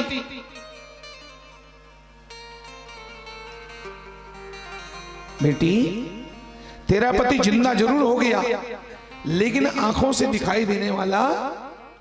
बोले क्यों नहीं दिखता? इसलिए क्योंकि उसका शरीर नहीं है, वो बिना शरीर के जिंदा हुआ है। अब ते रति तो नाथ करो ओई नाम अनंग, बिना अंग के। आज से तेरे पति का नाम क्या होगा? अनंग, बिना अंग के। अब ते रति तो नाथ करो होई नाम अनंग, बिन बपु व्यापहि शकल पुनि सुन निज मिलन प्रसंग। भगवान कहते हैं शरीर नहीं है, फिर भी बिना शरीर के सारे संसार पर अपना प्रभाव डालेगा। चींटी से लेके हाथी तक काम किसी को छोड़ने वाला नहीं है। तो रति बोली प्रभु किस काम का जिंदा किया आपने? है जिंदा किया तो संसार वालों के लिए जिंदा किया, मेरे लिए जिंदा तो नहीं किया। मुझे तो सभी शरीर वाला देह वाला पति चाहिए। ऐसा तो अगर तू सशरीर पति चाहती है ना तो एक काम कर, तुझे एक इंतजार करना पड़ेगा बेटी। भगवान बोले प्रतीक्षा करनी पड़ेगी। कब तक? भगवान ने कहा द्वापर युग तक। ये घटना चल रही है त्रेता में। भगवान बोले इसके बाद आएगा द्वापर। तो तेरा पति कामदेव द्वापर में जगत पिता भगवान नारायण जब द्वारकाधीश बन के आएंगे तो तेरा पति कामदेव उसी कृष्ण का बेटा बन करके जन्म लेगा। भगवान शंकर ने कहा जब यदुवंश कृष्ण अवतारा हुई है हरण महामही धारा, कोई है हरण महामही धारा। जब यदुवंश कृष्ण अवतारा हुई है हरण महामही धारा। कृष्ण तनय पति होई तोरा, कृष्ण तनय पति होई तोरा। वचन अन्यथा कोई न मोरा। वचन अन्यथा होई न मोरा। ओ जब यदुवंश कृष्ण अवतारा हुई है हरण महामही धारा, हुई है हरण महामही धारा। बोलो भक्तवत्सल भगवान की जय। यदुवंश में भगवान जब कृष्ण बन के आएंगे तो तेरा पति कृष्ण का बेटा बन करके आएगा। सज्जनों यहाँ पर विचारी प्रश्न क्या है? इस कथा को इतना लंबा चौड़ा मैंने क्यों सुनाया, इसको थोड़ा समझना है। प्रश्न ये है कि सम्बरासुर की दुश्मनी उस बच्चे से क्या थी? वो तो नवजात बच्चा अभी अभी संसार में जन्म लेकर के पहला पांव रखा है, पहला कदम रखा है। अगर उस सम्बरासुर की झगड़ा रही होगी, दुश्मनी रहा होगा तो भगवान कृष्ण के ऊपर में वार करते। उस नन्हे से बच्चे को सम्बरासुर ने चोरी करके क्यों फेंका? तो इन कथाओं से सिद्ध होता है वो सम्बरासुर की झगड़ा, उसकी दुश्मनी भगवान के साथ नहीं, उसी बच्चे के साथ थी। वो बच्चा कौन है? पहले जन्म का कामदेव है। तपस्या किया कामदेव ने, तपस्या किया सम्बरासुर ने। वरदान दोनों को मिला रति को पाने का, लेकिन रति मिली कामदेव को, सम्बरासुर को नहीं मिला। सम्बरासुर ने कहा वरदान तो मुझे भी मिला था, लेकिन रति का सुख तो बेटा जिंदगी भर यही उठाया। इस नालायक के चलते रति मेरे हाथों से निकल गई है। ऐसे नालायक को मैं जिंदा छोड़ने वाला नहीं हूं। वो ताक में लगा रहता था कामदेव को मारने का। उसके पहले ही भगवान शंकर के कोप से कामदेव जल के मर गया, फिर भी उसका गुस्सा शांत नहीं हुआ। वो सोचा कामदेव भगवान का बेटा बन के जन्म लिया, तब भी मैं पीछा नहीं छोड़ने वाला।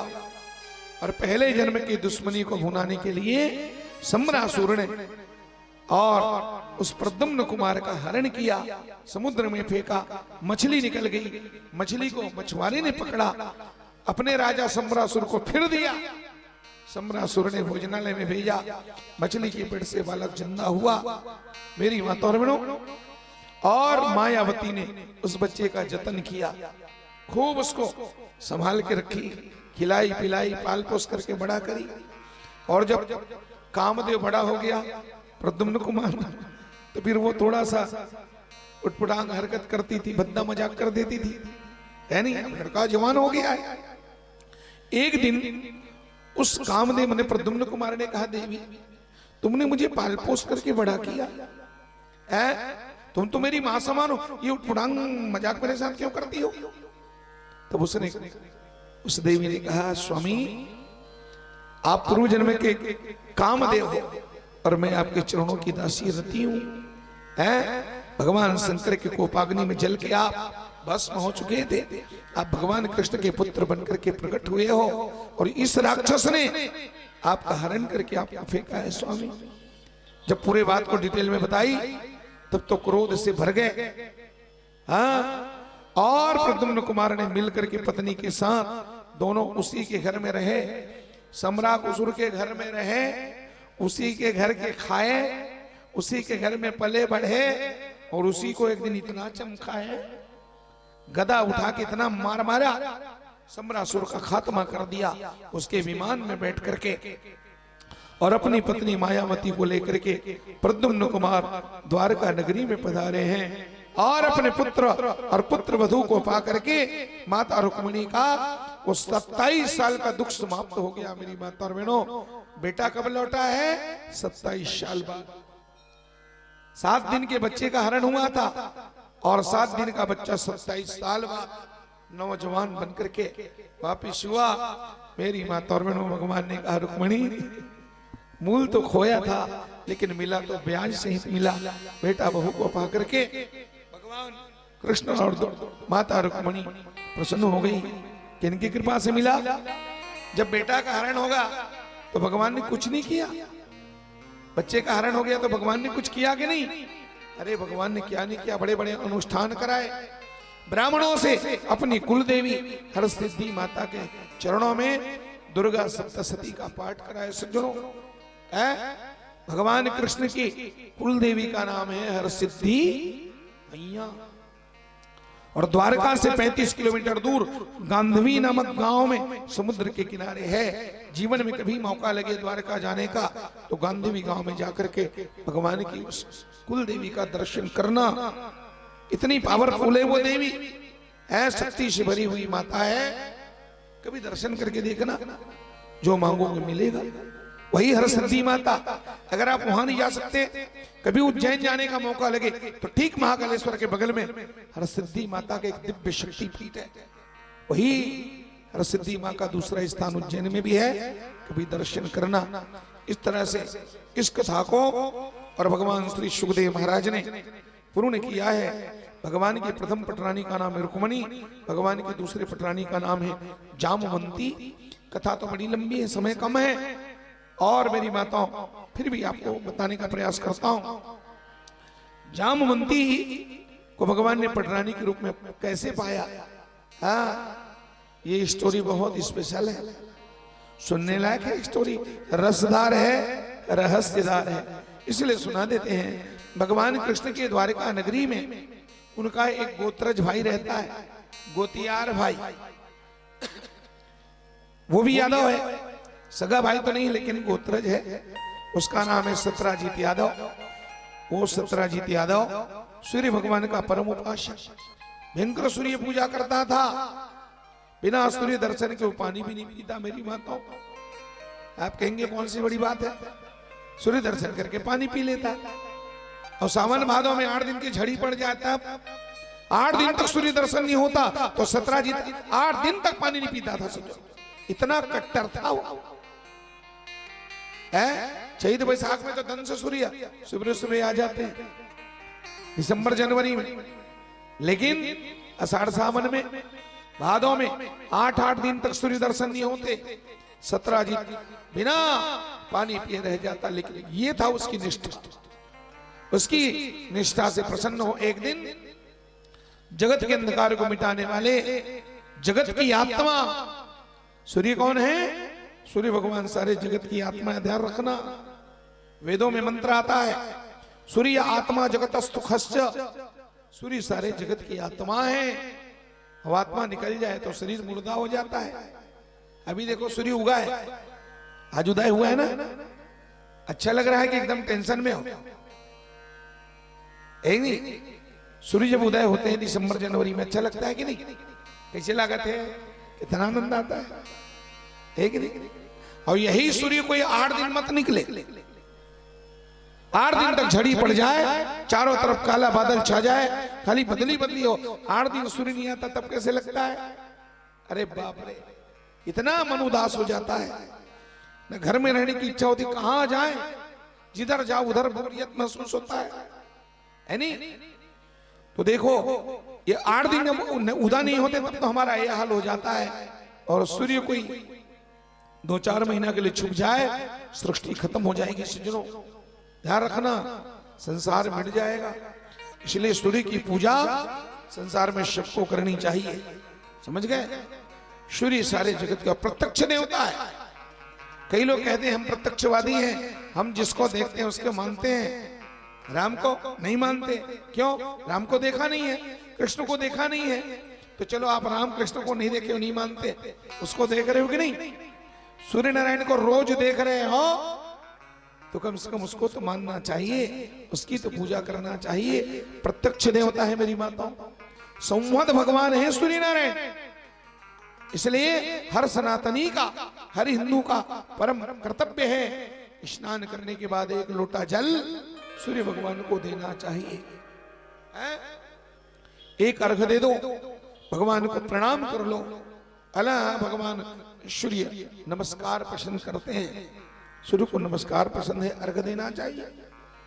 पहले जमाने के लोग, हमारे बुजुर्गों को देखो, भले शिक्षित नहीं, अंगूठा छाप थे, शिक्षा नहीं थी, लेकिन संस्कार कितना प्रबल होता था।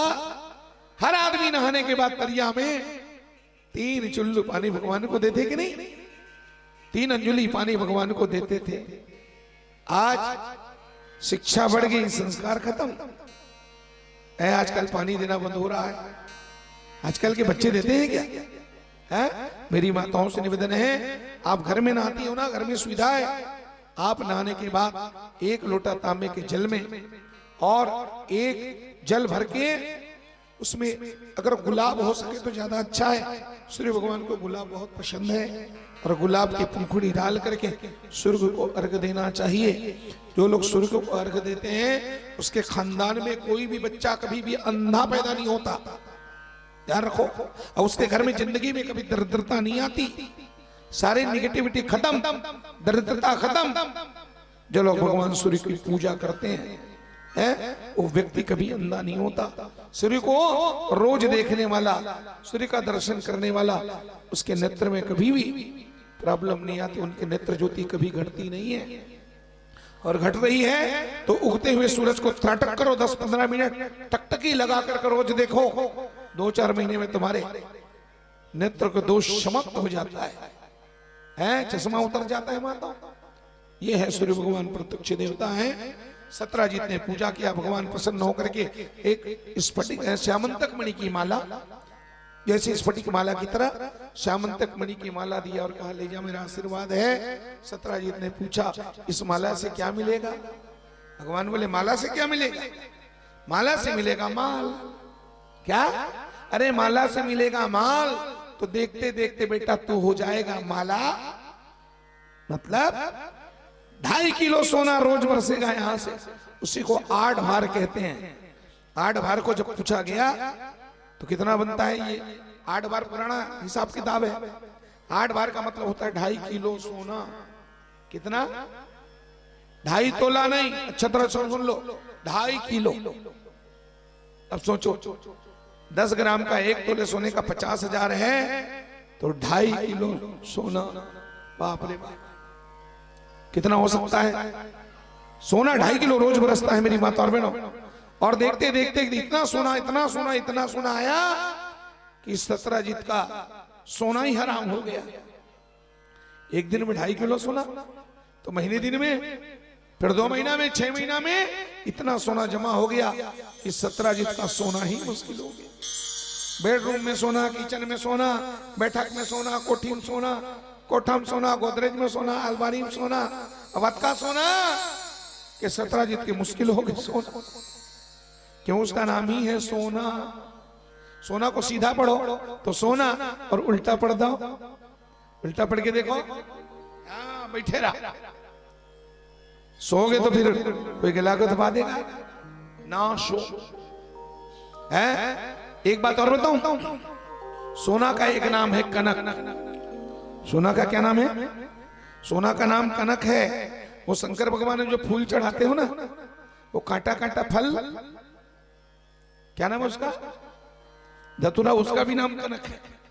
सोना का नाम भी कनक है और धतूरा का नाम भी कनक है। और दोनों नशा करता है भाई, नशा दोनों करता है।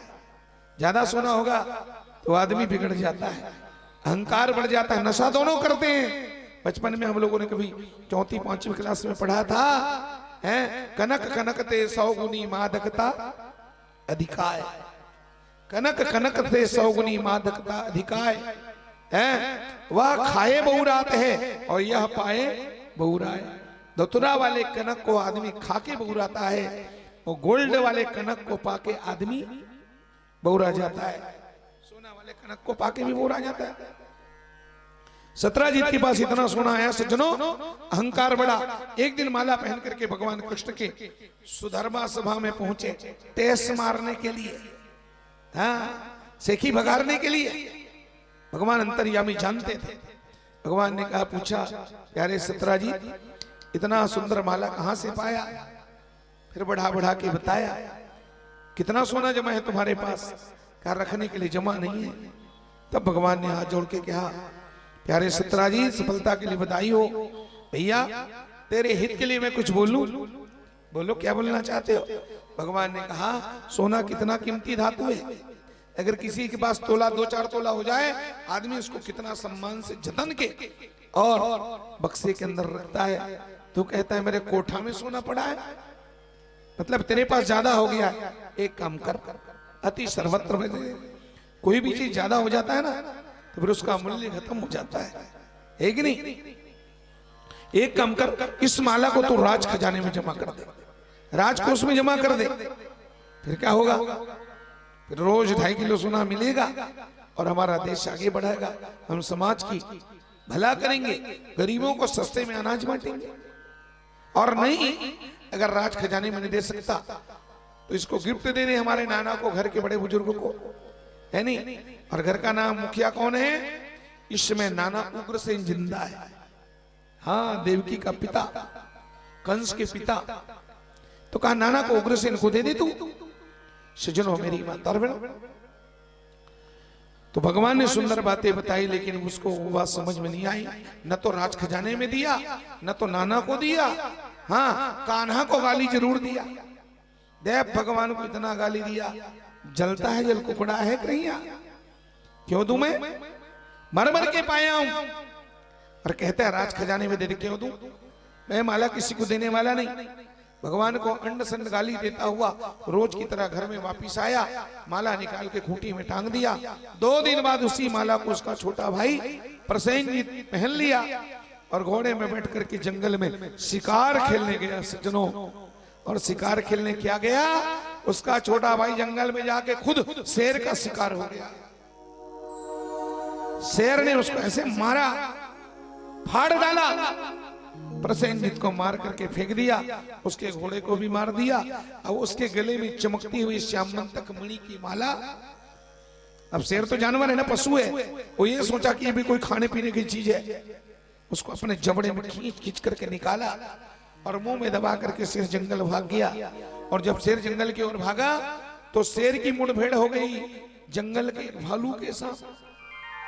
जंगली भालू, शेर की मुठभेड़ हो गई भालू के साथ। और जंगल का भालू एक नंबर का चालू, जंगल का भालू एक नंबर का चालू।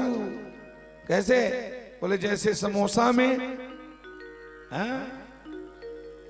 समोसा में आलू, और बिहार में चारा घोटालू, वैसे ही जंगल का वो भालू एक नंबर का चालू। शेर के साथ मुठभेड़ हो गई सज्जनों, और उस भालू ने शेर को ही मार डाला। बताओ, जो जंगल का राजा शेर को पकड़ा, बड़े बड़े पहने पहने नाखूनों को उसके पेट में धंसा के चीर के फेंक दिया। सज्जनों, शेर को खत्म किया और शेर के जबड़े का माला भालू लिया और भाग गया। वो उसका एक गुफा था मेरी माता, गुफा में भालू रहता था और उस गुफा में भालू के साथ उसकी एक बेटी रहती थी, परम सुंदरी जवान बेटी को ले जाकर के भालू ने कहा, बेटिया ले, तेरे लिए सुंदर माला लाया है। अपनी बेटी को माला दे दिया। सज्जनों, उसकी बेटी उस माला को पहन के मौज बना रही है। इधर सत्राजीत ने पूजा करने के लिए माला को ढूंढा, माला नहीं मिला, माला बस नहीं मिला। और जैसे माला न मिला, तत्काल बिना सोचे विचारे सत्राजीत ने भगवान कृष्ण के ऊपर में चोरी का इल्जाम लगा दिया। बस चुरा लिया उस चोर ने, है जन्मजात चोर है, बाप रे बाप, पैदा हुआ तब से चोरी कर रहा है। चोरी चोरी जेल से भागा, गोकुल पहुंच गया। थोड़ा बड़ा हुआ तो गांव की गलियों में गोपियों के माखन चुराने लगा, दही दूध की चोरी करता। थोड़ा और समझदार हुआ तो नहाती हुई गोपियों की चिर चुराने लगा। इतना चोर, अरे अभी अभी अभी अभी वो राजा की बेटी रुक्मणी को चोरी करके भागा है। इतना चोर है। उस चोर ने आज मेरी माला को चुरा लिया। बड़ा शुभ चिंतक बनता था मेरा, कह रहा था राज खजाने में जमा कर दे, आज उसकी बात को नहीं माना। बाप रे बाप, माला को चुरा लिया, मैं मर गया। पूरे द्वारका में बात फैला दिया, कृष्ण चोर है। अब वो बात भगवान की कन्हैया के कानों में आया तो भगवान सिहर गए मेरी माताओं। भगवान दौड़ करके सत्राजीत के पास आए, पूछा कहाँ है तेरी माला, तुमने मुझे चुराते हुए देखा। सत्राजीत निरुत्तर थे। अब तो भगवान उस माला को खोजने के लिए 15 बॉडी गार्ड लेकर के रथ में सवार होकर के जंगल गए। जंगल में प्रसेनजित मरा हुआ मिला, पर माला नहीं मिला। प्रसेन को मारने वाला कौन? तो शेर के पंजों का निशान देखा, भगवान ने टेकल किया, इसको मारने वाला शेर। शेर के पंजों को देखते देखते जंगल गए तो बीच जंगल में शेर मरा हुआ मिला। शेर को मरे देख करके भगवान दंग खा गए। बाप रे बाप, जंगल का राजा शेर, और शेर को किसने कर दिया ढेर? तो शेर को ढेर करने वाला भालू। वो भालू किधर गया होगा? इधर भालू के पांव के निशान पड़े थे, गए तो गुफा के पास जाकर के निशान खत्म हो गया। बात पक्की हो गई, भालू इसी गुफा के अंदर छुपा है। भगवान ने अपने अंगरक्षकों से कहा, भैया आप लोग यहीं रहो, थोड़ा मेरा इंतजार करो, मैं अंदर से और इंक्वायरी करके आता हूं। भगवान जब अंदर में गए माताओं, तो भगवान की खुशी के ठिकाना नहीं। भगवान तो उछल के दाई हो खुशी के मारे। कहा बार जिस माला के लिए भगवान दर दर की ठोकरें खा रहे थे, वो माला ला भालू की बेटी पहने रहा। और भालू की बेटी पहन के मार फुगड़ी खेलत रहा दाई एक के झट। फुगड़ी खेल के कहा थे, तो गाना सुनो, ओकर बेटी का कहत रहा, गोबर दे बछरू गोबर दे, अरे गोबर दे बछरू गोबर दे, चारों खुपेला बंदे, गोबर दे बछरू गोबर दे, गोबर दे बछरू गोबर दे, चारों खुपेला चारों को खिलाली बंदे, आपन खाते गूदा गूदा मोला देते बीजा बीजा, जग बिहाती सरी सरी लुकरा, हेरते भौजी का पाट के एक गुड़ में हीरा जीरा एक गुड़ कपूर, सब निकला मानो में देवर ससुर। फुकड़ी ओहो फुकड़ी ओहो फुकड़ी ओहो फुकड़ी ओहो फुकड़ी ओहो फुकड़ी ओहो फुकड़ी। अच्छा, इसी गीत की धुन में ये हमारा सतजुगिया गीत है, एक रे नकल करे यो पिक्चर वाला मन, और पिक्चर वाला मन ही गीत की धुन में एक ठन गीत लिखी कदे गीत ला, मेरे सहेलियों मेरे पास आओ, मेरे सहेलियों मेरे पास आओ, खनकाओ चूड़ियां कंगना बजाओ, खनकाओ चूड़ियां कंगना बजाओ। मैं बहारों की कली, मैं बहारों की कली, सज धज करके मैं तो चली, तो मिल जाएगा मेरा माल, कहीं तो मिल जाएगा मेरा बाल। ओ राम लक्ष्मण चारो भैया जनकपुर आगे रे, राम लक्ष्मण चारो भैया जनकपुर आगे रे। ओ राम लक्ष्मण चारो भैया जनकपुर आगे रे, राम लक्ष्मण चारो भैया जनकपुर आगे रे। भाग जागे रे हमरा भाग जागे रे, जय हो भाग जागे रे हमरा भाग जागे रे। गोबर दे मछरू गोबर दे चारों के लाली पन दे, चारों देव ताला फुलावन दे चारों बहनीला आवन दे, ओ सुंदर चौक रावण दे सुंदर भावर रावण दे, सीता के सुंदर रूप ला देख के, सुंदर रूप लगे सीता के सुंदर रूप ला देख के, सुंदर रूप भैया चंदा रानी ल जागे रे, चंदा रानी ल जागे रे, भाग जागे रे हमरा भाग जागे रे।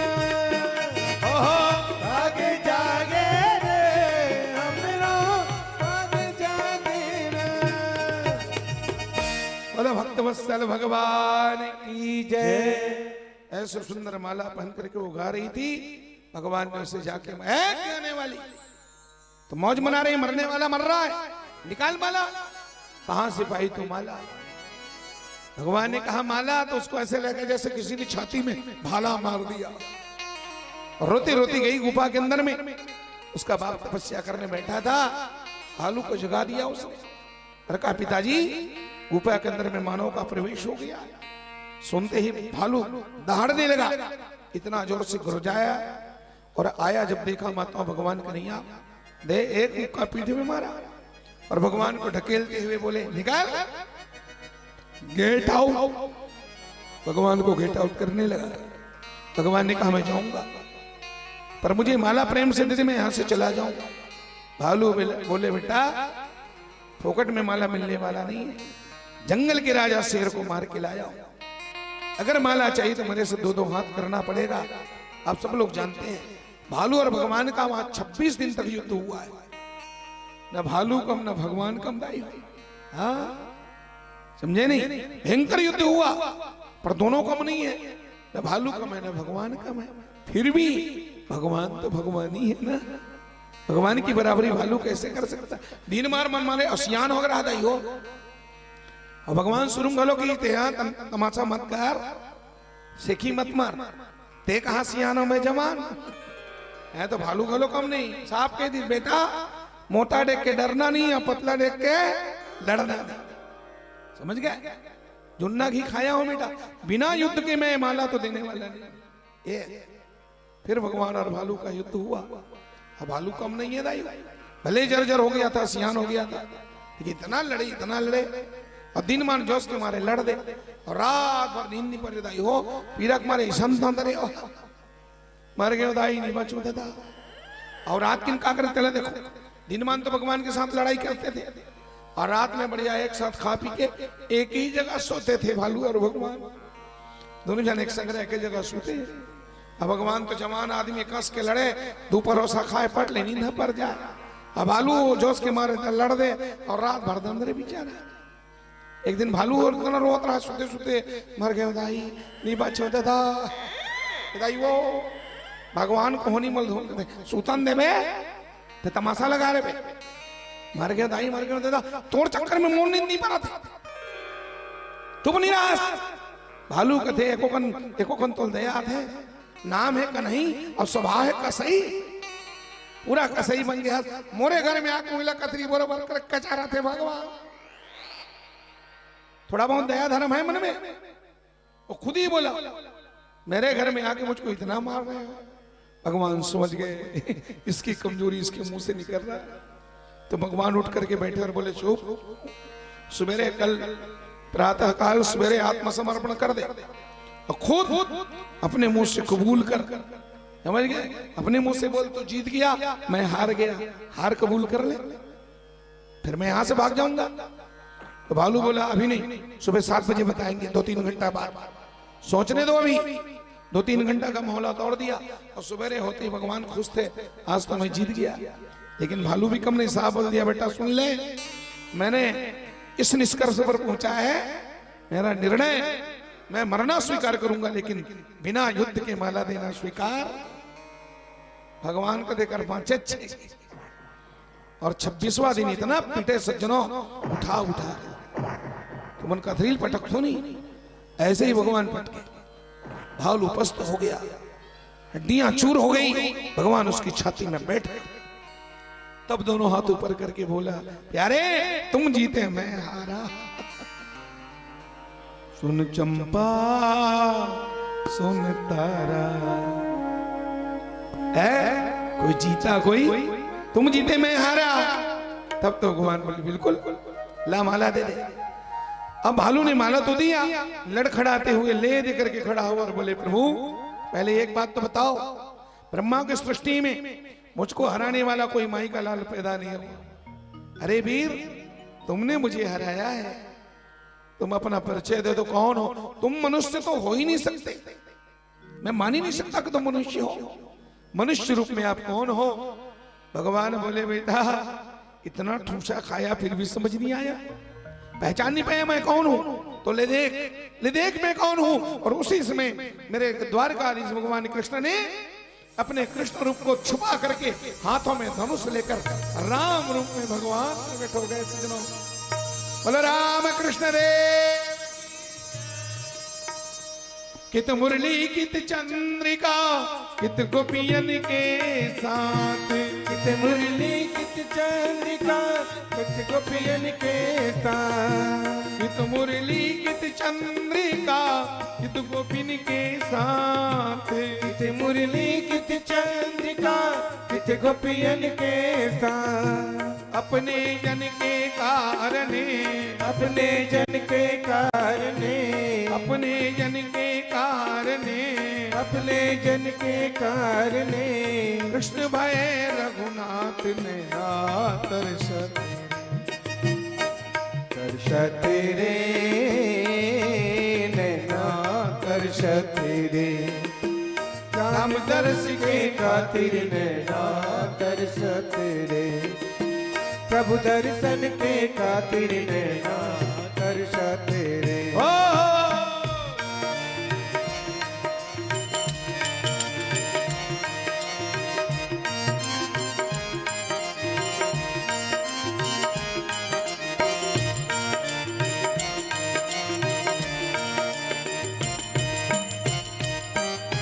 सुआ पढ़ावत गनिका तरगे तरगे सदन कसाई। सुवा पढ़ावत गनिका तरगे तरगे सगन कसाई। सुवा पढ़ावत गनिका तरगे तरगे सदन कसाई। सुवा पढ़ावत गनिका तरगे तरगे सगन कसाई। तोर भजन लागा के प्रभु जी, तोर भजन लागा के प्रभु जी। तोर दरस ला पाके प्रभु जी, तोर दरस ला पाके प्रभु जी। तरगे मीरा भाई तेरे नैना तरस तेरे। हरि दर्शन के खातिर नैना तरस तेरे। ओ राम दरस के खातिर नैना तरस तेरे। बोलो भक्त वत्सल भगवान की जय। इस तरह से और राम और कृष्ण दोनों रूप का दर्शन पाया। भालू इतना किस्मत वाला है सज्जनों, जिसने एक साथ राम और कृष्ण दोनों रूप में परमात्मा का दर्शन पाया। प्रश्न ये है कि भालू का भगवान के साथ युद्ध क्यों हुआ? सज्जनों, भगवान राम ने जब रावण को जीता और रावण युद्ध विजय की खुशी में भगवान ने सारे बंदर भालुओं को जब इनाम दिया, तो भगवान ने भालू से कहा, प्यारे भालू, इस राम रावण युद्ध विजय की खुशी में हमने सबको इनाम दिया है। जामवंत जी, अब आप कृपा करके हमसे वरदान ले लो। तो उस जामवंत ने कहा, प्रभु, अरे महाराज, कैसे इनाम की बात करते हो आप? जब हमने कुछ किया ही नहीं है काम, तो हम कैसे ले ले इनाम? राम, हमारी इच्छा थी कि मैं भी किसी के साथ युद्ध करूं, लेकिन आपने मुझे रोक दिया और मेरी मन की बात मन में रह गई और मेरी चर्बी इतनी बढ़ गई है, मेरे अंदर शक्ति इतना बढ़ गया है कि मैं अपने शक्ति को पचा नहीं पा रहा हूं। हैं? मेरी पीठ में इतनी खुजली हो रही है। भगवान बोले, वरदान मांगो। तो उसे जामवंत ने वरदान मांगा, अगर वरदान देना है तो बस एक ही वरदान दो। क्या?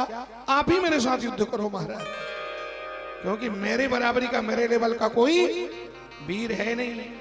बस आप ही तो दिखाई दे रहे हो, आप ही मेरे साथ युद्ध करो। सुन के भगवान कांप गए। भगवान बोले, क्या कह रहे हैं? मैं तुम्हारे साथ कैसे युद्ध करूं? क्योंकि मैं मर्यादा पुरुषोत्तम राम। ये कहां की मर्यादा है? मैं स्वामी और तुम सेवक। जामवंत जी, ये मर्यादा नहीं है। तो जामवंत ने कहा, ऐसा तो एक काम करो, अपने वरदान को वापिस लो, अपने जुबान को वापिस लो। हैं? भगवान बोले, जो जुबान को वापिस नहीं ले सकते हम। क्यों? क्योंकि हमारा खानदानी नियम है। क्या? बोले, प्राण जाए पर वचन ना। तो बड़ा विचित्र है। तो वचन को वापिस नहीं ले सकते, युद्ध करो। बोले, लड़ाई भी नहीं कर सकता। जामवंत तो बोले, अच्छी दुविधा में फंसा दिया ना। आप वचन को पूरा कर सकते हो ना वापिस ले सकते हो, युद्ध भी नहीं कर सकते, क्या करेंगे? भगवान ने कहा, एक काम करते हैं, इस वरदान को एडवांस में रख देते हैं। जामवंत जी, आने वाले द्वापर युग में जब मैं कृष्ण बन करके प्रकट होऊंगा, तब तुम्हारे इस वरदान को, इस वचन को मैं पूरा करूंगा और तुम्हारे पीठ की खुजली को वहीं बताऊंगा। आज भगवान ने ऐसे पीटा, जामवंत पस्त हो गया।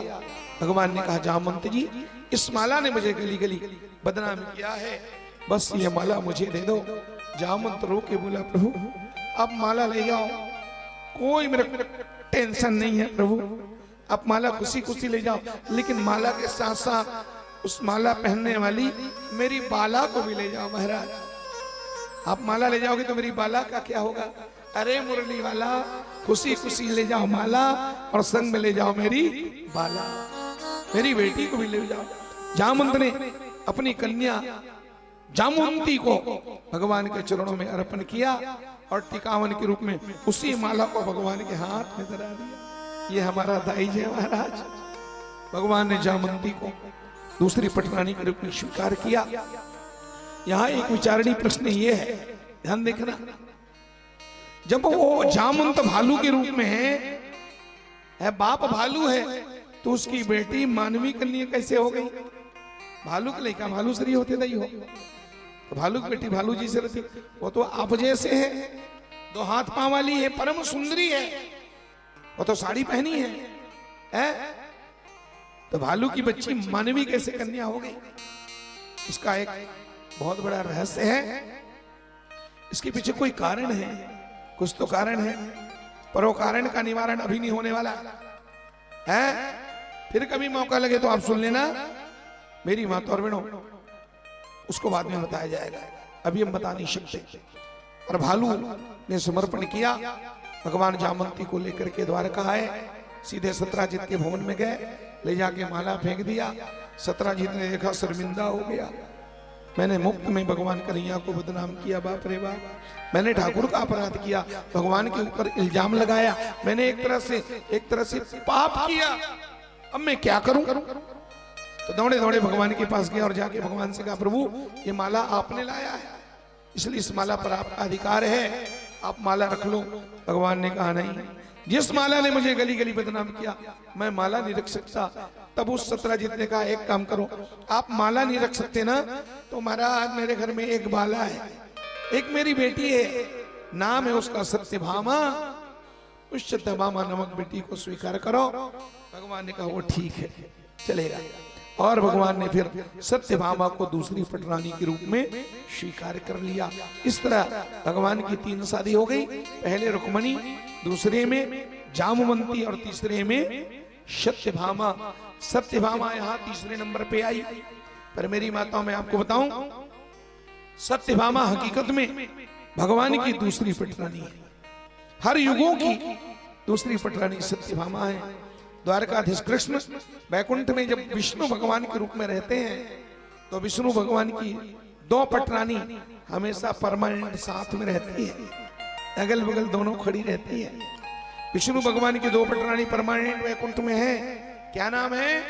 सुनना, भगवान की पहली पटरानी का नाम है, भगवान की प्रथम पटरानी का नाम है श्री देवी। प्रेम से बोलो श्री देवी की। भगवान की प्रथम पटरानी श्री देवी, और भगवान की दूसरी पटरानी का नाम है भूदेवी। एक है श्री देवी और दूसरा है, तो श्री देवी के नाम सुन के आप लोग क्यों वहां से हैं? आप तो किसी और श्री देवी को समझ रहे थे। मेरी माताओं, श्री माने लक्ष्मी, श्री माने लक्ष्मी देवी। भगवान की पहली पटरानी है महालक्ष्मी और दूसरी पटरानी भूदेवी। भू माने भूमि धरती माता। समुद्र वसने देवी पर्वत स्तन मंडले विष्णु पत्नी नमस्तुभ्यम पाद स्पर्शम क्षमस्व में। तो पहली पटरानी है माता लक्ष्मी, दूसरी पटरानी धरती माता, और जो बैकुंठ की लक्ष्मी है वही द्वापर युग में रुक्मणी बन के आई थी, और जो धरती माता है वही सत्यभामा बन करके आई थी। इस तरह भगवान की पहले पटरानी रुक्मणी, दूसरे जामवंती, तीसरे सत्यभामा। भगवान की चौथी पटरानी का नाम है कालिंदी। क्या नाम है? उर्फ जमुना मैया। हाँ, जमुना मैया तपस्या कर रही थी, भगवान अर्जुन के साथ रथ में जा रहे थे, पिकनिक मनाने निकले थे, समझ गए? तो जमुना नदी के टापू में उस देवी को तपस्या करते देखा, भगवान की नजर पड़ी। भगवान ने कहा, अर्जुन अरे यार, योगियों को तपस्या करते तो जीवन में कई बार देखा, पहली बार किसी जोगनी को देख रहे हैं, पता करो जोगनी कौन है। भगवान दूर खड़े हो गए। अर्जुन ने जाकर उस देवी से कहा, देवी जी राम राम, what is your name, what is your father's name. उस देवी ने कहा, माय नेम इज कालिंदी। क्या? हाँ जी, मेरा नाम जमुना है। अर्जुन ने पूछा, आप जमुना हो, आपके पिताजी कौन है? तब उस जमुना ने कहा, मेरा नाम कालिंदी जमुना है और मैं भगवान सूर्य नारायण की दुहिता हूं जी। क्या? हाँ हाँ, मैं सूर्य नारायण की दुहिता हूं। अब आप लोग बताओ, दुहिता माने क्या होता है? दुहिता किसे कहते हैं? अरे मेरी माताओं, दुहिता माने बेटी होता है, दुहिता माने। पर वो ऐसे नहीं बोली मैं सूर्य नारायण की बेटी हूं, ऐसा ना बोल के क्या बोली? सूर्य नारायण की दुहिता हूं। तब बेटी मतलब दुहिता कथे दई हो तो मन के सन खा करे, बेटी मतलब दुहिता कथे, तब बेटी मतलब काबर दुहिता कथे, ओकरो कोई कारण है। बेटी मतलब ए पाइक दुहिता कथे दई हो। बेटी जब ससुराल चल दी ना, और ससुराल में कतको भरे हो जा रहे भगवान के, कोई कमी नहीं, तब ले बेटी जियत भल ले दोनों हाथ में मैके धनला धीरे धीरे दुहात रथे बिचारी दुहिता दिल लगा दुहात रथे ते पैको कर नाम है दुहिता। और एक कारण और है दुहिता, दुहिता मतलब दोनों तरफ का हित करने वाली, ससुरे और मई के बेटे जिंदगी भर दोनों का हित चाहती है। इसलिए जिस दिन वो ससुराल जाती है तो जाते जाते भगवान से प्रार्थना करती है, प्रभु मैं जिस परिवार में जा रही हूँ उसे तो खुशहाल रखना, आबाद रखना, पर मैं जिस पिता के भवन को छोड़ के जा रही हूँ मेरे माता पिता को भी सदा खुशहाल रखना। बेटी दोनों के लिए प्रार्थना करती है, इसलिए बेटियों को दुहिता कहते हैं। भगवान की चौथी पटरानी जमुना, पांचवी पटरानी का नाम है मित्र विंदा। उज्जैन की रहने वाली विंदा अरविंद की बहन स्वयंवर से भगवान खींच करके ले गए। भगवान की छठवें पटरानी का नाम है सत्या।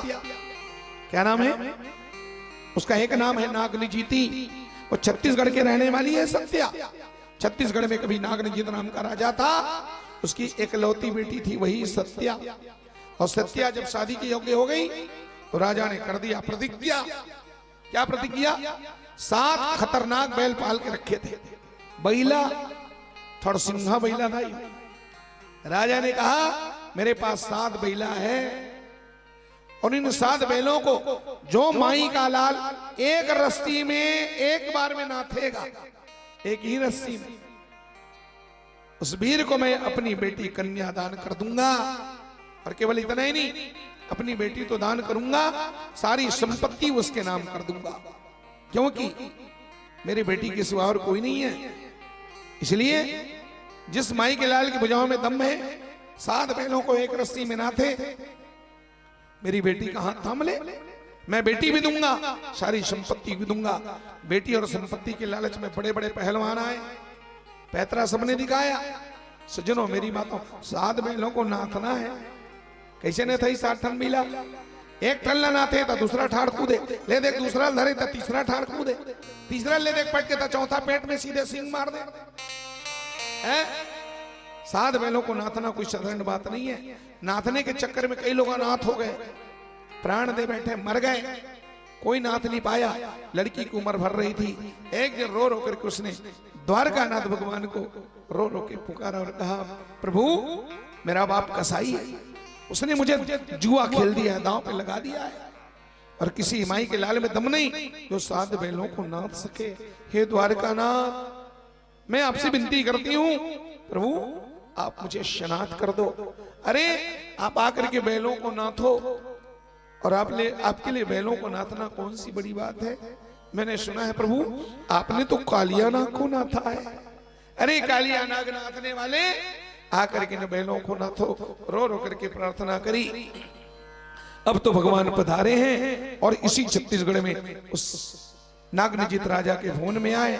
भगवान तो भगवान है, कर्तुम अन्यथा कर्तुम अकर्तुम अन्यथा कर्तुम, सर्व समर्थ परमात्मा ने 7 रूप धारण किया सज्जनों, और 7 रूप लेकर के एक झटके में 7 बैलों को दबोच दिया। देखने वालों की दृष्टि में भगवान के नैया एक ही दिखते थे, वो एक ही है, लेकिन बन गए 7, और 7 बैलों को भगवान ने झटके में, एक झटके में दबोच करके नाथ दिया, एक रस्सी में नाथ दिया। द्वारका नाथ कृष्ण ने 7 बैलों को एक झटके में नाथ दिया। राजा ने देखा और खिलखिला के हंस दिया, और हंस करके राजा ने कहा, जय हो द्वारकानाथ, मैं जोड़ू दोनों, जय हो द्वारकानाथ, मैं जोड़ू दोनों हाथ, क्योंकि मैं तो हो गया था बिल्कुल अनाथ, और आपने 7 बैलों को नाथ करके मुझको कर दिया सनाथ। इसलिए हे द्वारकानाथ मैं देता हूं अपनी बेटी का हाथ, ले जाओ उसको अपने साथ। जय हो द्वारकानाथ। राजा ने अपनी कन्या का दान कर दिया और टीकामणि के रूप में भगवान को क्या दिया? भागवत कहता है 3000 दासी, यह है टीकामणि भगवान की। 3000 दासी, 9000 हाथी, 10,000 गाय, 9 लाख रथ, 9 लाख घोड़ा और 9 पद्म सैनिकों को, नौकर चाकर को राजा ने भगवान को टीकामणि में दिया है। सुने भाइयों, एक गाँव सुनो ठंडा दिमाग से।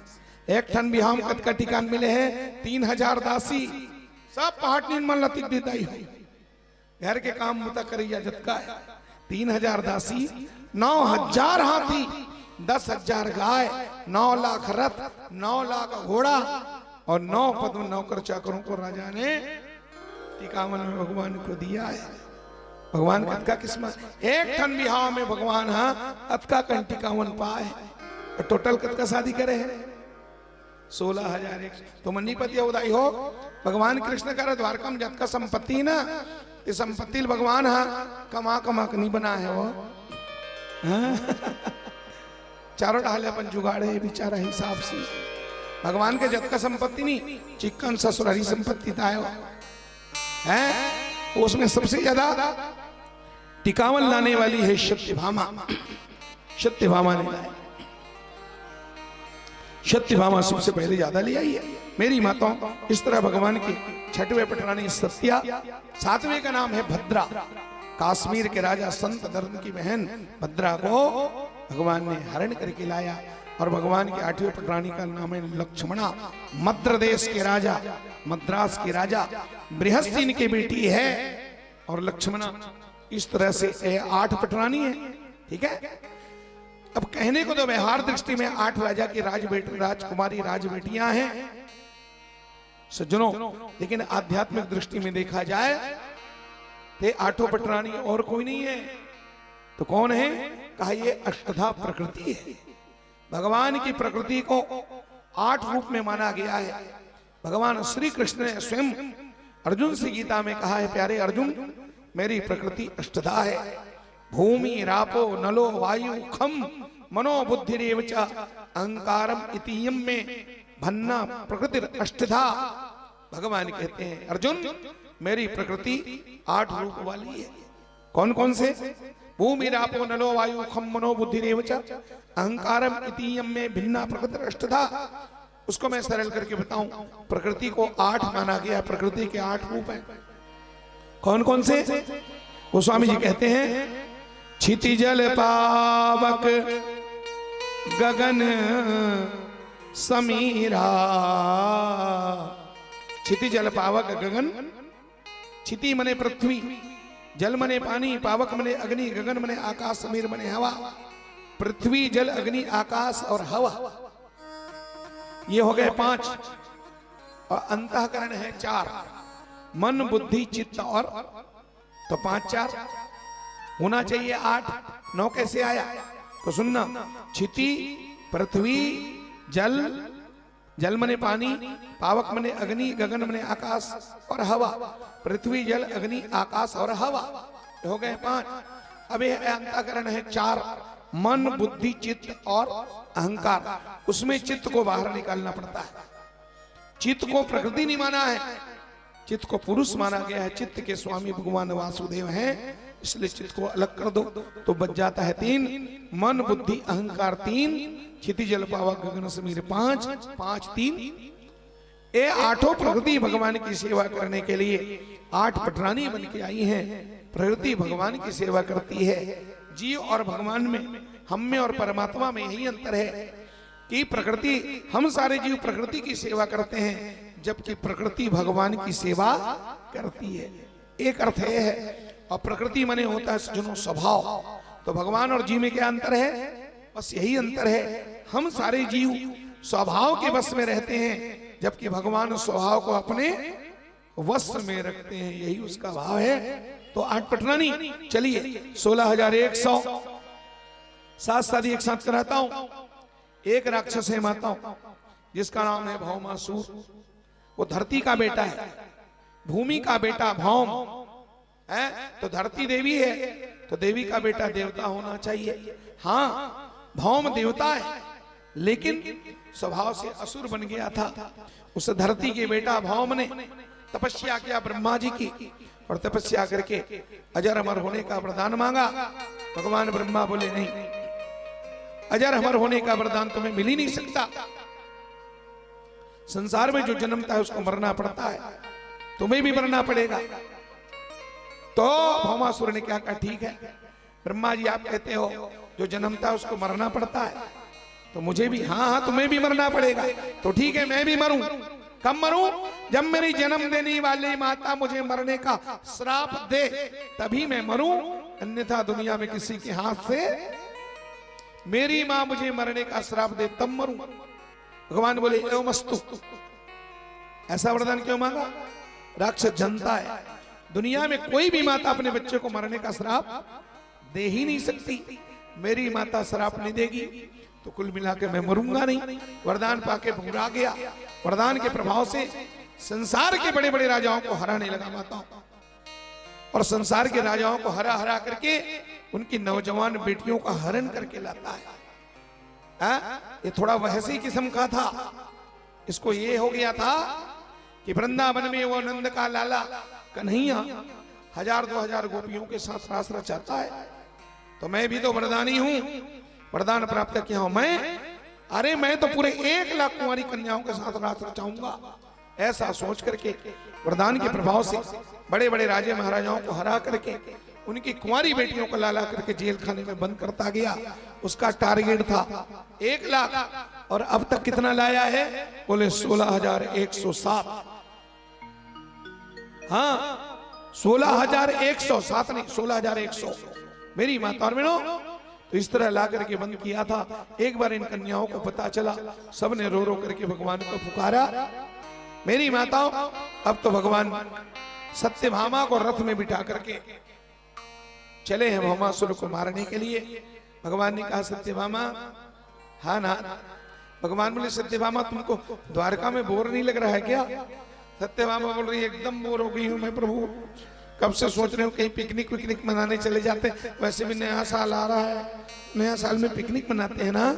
भगवान बोली चलो चलते हैं, चलो तुमको पिकनिक करा के ले आऊं। सही बात भगवान ने सत्यभामा को नहीं बताया। रथ निकाले और रथ में भगवान ने खुद बैठे सत्यभामा को बिठाया। यहाँ समझने वाली बात यह है, भगवान पिकनिक में नहीं जा रहे हैं, भगवान भौमासुर को मारने जा रहे हैं। कोई भी आदमी किसी को मारने जाता है, किसी से लड़ने जाता है, तो क्या संग में अपने घरवाली को लेके जाता है? फिर भगवान घरवाली को क्यों लेके गए? इसके पीछे कारण है सज्जनों। सत्यभामा कौन है? सत्यभामा कौन है? धरती माता है। और भौमासुर किसका बेटा है? उसी धरती का बेटा है। उसने वरदान मांगा है मेरी मां मुझे मरने का श्राप दे, तब भगवान ने उस धरती माता को सत्यभामा बना करके संसार में प्रकट किया, साथ में रख लिया। चलते चलते भगवान ने उस राक्षस की कहानी सत्यभामा को गढ़ के बिठाया। सत्यभामा एक राक्षस है जिसने बहुत सारी बेटियों का जीवन बर्बाद कर दिया, ला के जेल में बंद करता है। सत्यभामा बताओ, उनकी अस्मिता पे हाथ डालता है। आज अगर वो बेटियां घर में होती तो पता नहीं कितने बच्चों की मां बन गई होती, सबकी शादी हो गई होती। अब उन बेटियों का जीवन बर्बाद हो रहा है, जेल में उस राक्षस ने बंद कर दिया है। बता बता सत्यभामा, ऐसे राक्षस को जिंदा रहने का अधिकार है क्या? सुन करके सत्यभामा का क्रोध भड़क गया और सत्यभामा बोली ऐसे राक्षस को 1 सेकंड के अंदर मार देना चाहिए प्रभु, ऐसे राक्षस को जिंदा रहने का कोई अधिकार। तब भगवान बोले ए मस्तु, अब वो सब राक्षस पक्का मरेगा। क्यों?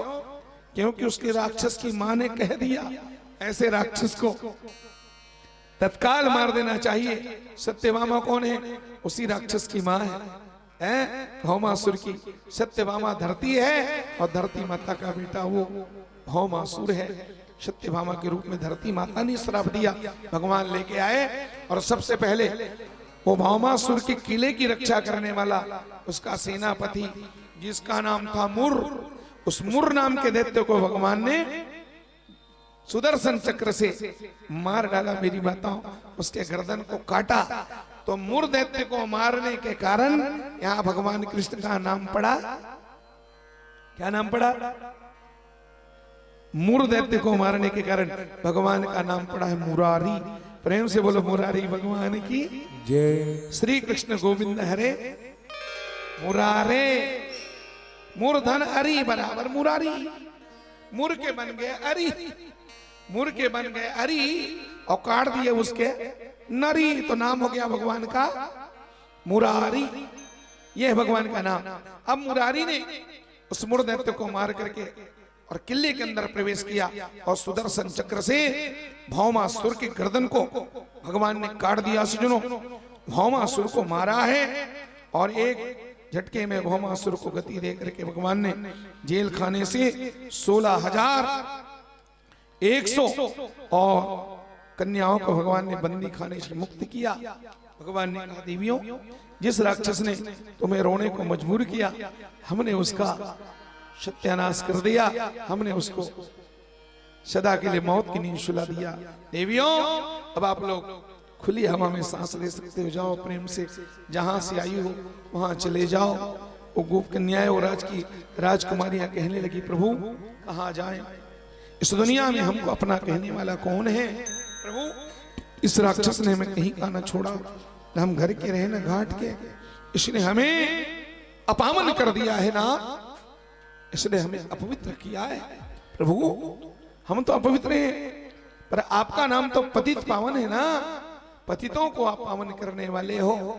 हे पतित पावन, अपने नाम को सार्थक करो। सज्जनों, तब तो भगवान ने और उस कन्याओं को संग में लिया, बहुत दूर तक सोचा। और भगवान की यह प्रतिज्ञा है ना, जीवों से गोपियों ने, उस राजकन्याओं ने भगवान को याद दिला के कहा, प्रभु आपने प्रतिज्ञा किया है ना, है? आपने तो प्रतिज्ञा किया है, जिसका दुनिया में कोई नहीं, उसकी रक्षा आप करते हो, आपकी वाणी है। अनन्या चिंतन्तो माम ये जनाः पर्युपास्ते तेषां युक्तानां योगक्षेमम् वहाम्यहम्। गीता में आपने कहा है ना, जिसका दुनिया में कोई नहीं, उसका मैं, हमारा, हमको अपना कहने वाला कोई नहीं है। प्रभु, आपने क्या कहा है? याद करो, किसी का तुम्हें जब सहारा न हो, जहां में कोई जब तुम्हारा न हो, किसी का तुम्हें जब सहारा न हो, जहाँ में कोई जब तुम्हारा न हो, किसी का तुम्हें जब सहारा न हो, जहां में कोई जब तुम्हारा न हो, किसी का तुम्हें जब सहारा न हो, जहाँ में कोई जब तुम्हारा। आ जाना तब तुम शरण में मेरी, मेरा दर खुला है, खुला ही रहेगा तुम्हारे, तुम्हारे। भोजन का समय हो गया है, मुझे निर्देश था 1:30 बजे बंद करना है और एक ही शिफ्ट में बंद होना है। मैं 15-20 मिनट और आपसे मांगूंगा, फिर मैं समापन की ओर चलूं।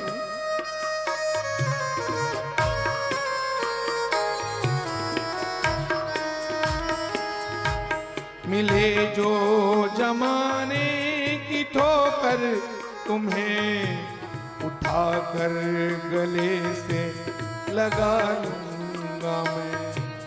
मिले जो जमाने में ठोकर, तुम्हें उठाकर गले से लगा लूंगा मैं। जो रुसवा करे तेरे अपने तुझे, तो सम्मान तुझको दिलाऊंगा मैं। जो रुसवा करे तो अपने तुझे, तो सम्मान तुझको दिला दूंगा मैं। भगवान ने जीवों से कहा है क्या? जो गर्दिश में तेरे गुजारा न हो, जो गर्दिश में तेरे गुजारा न हो, भटकना भी तुझको गंवारा न हो, भटकना भी तुमको गंवारा न हो। आ जाना तब तुम शरण में मेरी, तेरा दर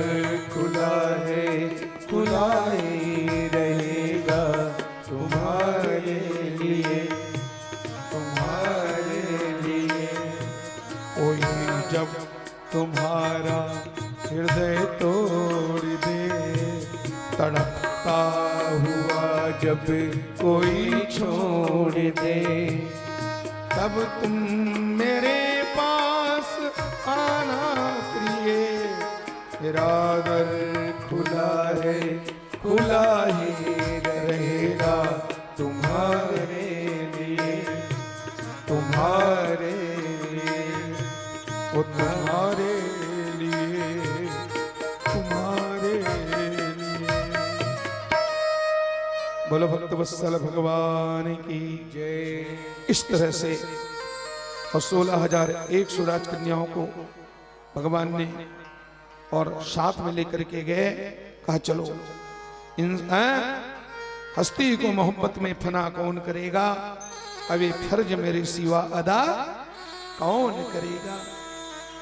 अमित रूप प्रगटे तेहि काला, जथा जोग मिल शुभई कृपाला।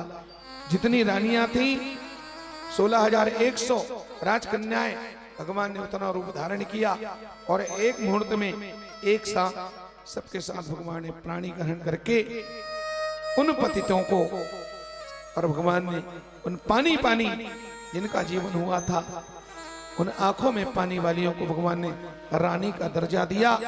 पहले थी 8, बाद में आ गई 16,100 प्लस 8 बराबर 16,100, और जिसके घर में 16,108, क्या कहना उसका ठाट बाट। एक एक रानी के 10-10 बेटा। मेरी माताओं, रुक्मणी के बेटे का नाम है प्रद्युम्न। पहला प्रद्युम्न, दूसरा चारुदेशन, तीसरा सुदेशन, चौथा पराक्रमी, पांचवा चारुदेह, छठवा सुचारु, सातवां चारुगुप्त, आठवां भद्रचारु, नौवां चारु और 10वां चंद्र चारु। ये सब चारु चारु है नहीं। और चारु नाम भी बहुत प्यारा है? शास्त्रीय संगीत के 36 रागों में एक राग का नाम है चारु केसी। क्या नाम है? चारु केसी। तो हमने भी अपनी नतनीन का नाम चारु केसी रख दिया है क्योंकि वो बहुत सुंदर गाती है छोटी सी, लेकिन घंटी बजा बजा के आरती करती है भगवान, बहुत सुंदर गाती, इसलिए हमने देखा उसका नाम चारु केसी। तो ये सब 8 पटरानियों के बेटों का नाम है, बाकी का नाम थोक में लिख दिया गया है। इस तरह ये सब कथा है, समय की सीमा है। मेरी माता और बहनों, अनंत कथा है। आइए मैं आपको फटाफट सूचियों में सुनाता हूं, और उसके बाद पांडवों के बुलाने पर भगवान इंद्रप्रस्थ आए, जरासंध का वध किया है भगवान ने। भीम अर्जुन को चेला बना करके जरासंध को भगवान ने खत्म किया। जरासंध कंस का ससुर है, और उसने क्या किया था, 20,800 राजाओं को जेल में बंद कर दिया था। तो जरासंध को भगवान ने मारा, भीम के द्वारा चीर करके फेंकवाया है। 28 दिन तक युद्ध हुआ जरासंध और भीम का, और अंत में भगवान ने इशारा किया, कल क्या करना, चीर करके बायां वाला दाहिने और दायां वाला, तो भैया 63 की तरह फेंकता है इसलिए वो जिंदा हो जाता है, 36 की तरह फेंकना। भगवान ने इशारा किया, 28वें दिन भीम ने सुला दिया और जरासंध को चीर करके फेंका। मेरी माता और बहनों, जरासंध को मुक्ति मिली, 20,800 राजाओं को छुट्टी मिली। कथा में जरासंध कंस के ससुर का नाम है, आध्यात्म में जरासंध और कुछ नहीं है। जरासंध, जरा नाम बुढ़ापा से संधि, इसी का नाम है जरासंध। हम सबको एक न एक दिन जरा से संधि करना। कितना चमनप्राश खा लो, कितना पंचवटी लगा लो, कितना फेयर एंड लवली लगा लो, कितना बोरो प्लस लगा लो, प्लस नहीं होता, केवल माइनस ही माइनस है। एक दिन जरा से सबको संधि करना पड़ेगा। जरा नाम बुढ़ापा से संधि, जवानी जाएगी और बुढ़ापा आएगा। इसलिए एक काम करना, जरा आए उसके पहले जरा जरा से भगवान का नाम ले लो। भैया जवानी खिला हुआ गुलाब है, ये देखो ना, ये फूल कितने प्यारे हैं, ये गुलाब कितना प्यारा है, बाप रे बाप। एक खिला हुआ गुलाब है, ये ठाकुर जी को चढ़ाया जाता है, और यही कल को मुरझा जाएगा, ये बासी हो जाएगा। जवानी खिला हुआ गुलाब है, बुढ़ापा तो एक तरह से मुरझाया फूल है। इसलिए जितनी भक्ति करना, जितना दान करना, पुण्य करना, कथा कीर्तन सुनना, जितना नाचना गाना, सब जवानी में है। बुढ़ापे में कुछ होने वाला नहीं है। बुढ़ापे में अपना जांगर चलाना मुश्किल है प्यारे, है क्या तुम भगवान का भजन करोगे? इसलिए दाई हो, जितना भजन करना है तेहा जवानी में करना है। जितना कथा भागवत शरीर चलाते तब वहां होना है। काली वहां ढार के रहना होना वहां छिंद पारा। तो एक माताराम बैठी है बिस्तर में, 100 साल उसकी उम्र है। बात तो ऐसे करती है बाप रे बाप, ठाए ठाए। उसकी बोली इतनी मजबूत है, पर मां का शरीर असक्त है। तो कह रही थी महाराज मुझे पता चला मेरे गांव में भागवत हो रही, मैं गया था रात में, क्या करूं महाराज? सोचती तो मैं भी जाऊं, लेकिन मैं यहां खड़ी नहीं हो सकती। 15 दिन से बिस्तर पर बैठी है मां, मेरी माता और बहनों, यही हाल तो सबका होना है। इसलिए हमारे गुरुजी कहते हैं, बंदे बंदे कर लो भजन भगवान का जवानी में, बंदे कर लो भजन भगवान का जवानी में। बुढ़ापा में लाठी से पड़ेगा पाला, बुढ़ापा में लाठी से पड़ेगा पाला। आंख में तनेगी जाला, नाक से बहेगी नाला। ढोड़गा नाला है, लाठी से पड़ेगा पाला, आंख में तनेगी जाला, नाक से बहेगी नाला। जरे जिंदगानी में भक्ति कैसे करोगे जब शक्ति न रहेगी तन में? राम नाम लेने की बंद तुम्हारी वाणी में खड़े खड़े करोगे। वस्त्रों में मल मूत्र का त्याग और पड़े पड़े थूकते रहोगे पीक दानी में। इसलिए भोग से भी योग करो, परमात्मा से योग करो, तभी पार पाओगे तुम अपनी नादानी में। बंदे कर लो भजन भगवान का जवानी में। अजमन बुढ़ापा घोराम बैठे है ना, सूते है लेन जाबोच नहीं, हाँ जाबे जा चसन जाबे हैं, जाबो नहीं हुआ। अभी ते के दिन बीते हैं, अनका दे 2 दिन बीते हैं, अभी 3 दिन बीते हैं। उसने कहा था एक दिन पाट ले अपने बीत गदाई। इसलिए बुढ़ापा में नहीं, अभी अजमन बुढ़ापा भरोसा में बैठे ना, देखकर मैं एक आखिरी भजन गा देता हूँ। तोला आहिरो वासी बुढ़ापा मां भैया जाए, आहिरो वासी बुढ़ापा मां भैया जाए के तेरा जी।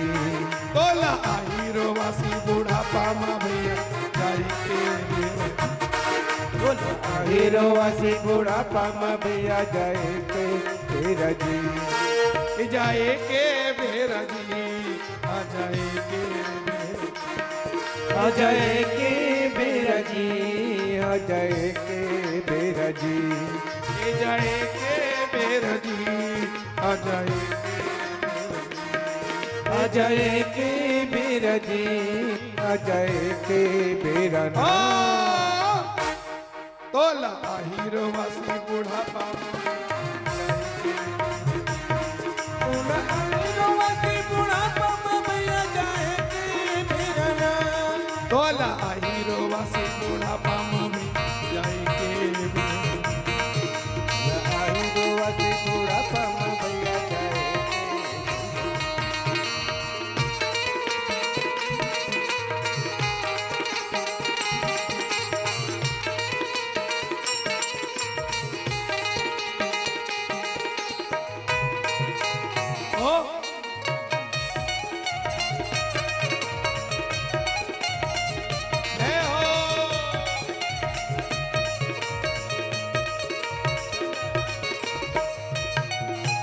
भजन करे के दिन माँ भैया दिन भर हते सोवे जी, दिन भर हते सोवे। अरे भजन करे के दिन में भैया दिन भर हाथे धोए जी, दिन भर हाथे सोवे। भजन करे के दिन माँ भैया दिन भर हते सोवे जी, दिन भर हते सोवे। अरे भजन करे के दिन में भैया दिन भर हाथे धोए जी, दिन भर हाथे सोए। सपना में माया ला देखत दिन और रात ला होए जी, दिन और रात ला होए। अरे सपना में माया ला देखत दिन और रात कोई जी, दिन और रात कोई। अब बुढ़ापा में तोला आए गुनासी, गुनत रही जे विदाई हो। एक रसदी आज मौका है, कल को किसी ने देखा नहीं है, आज है तो लाही रोवासी बुढ़ापा में, रोवासी बुढ़ापा में भैया जाए के बेरा जी, ए जाए के बेरा जी, आ जाए के ए जाए के बेरा जी, आ जाए के बेरा ना। तो लाही रोवासी बुढ़ापा में, तो लाई रोवासी बुढ़ापा में भैया जाए के बेरा जी।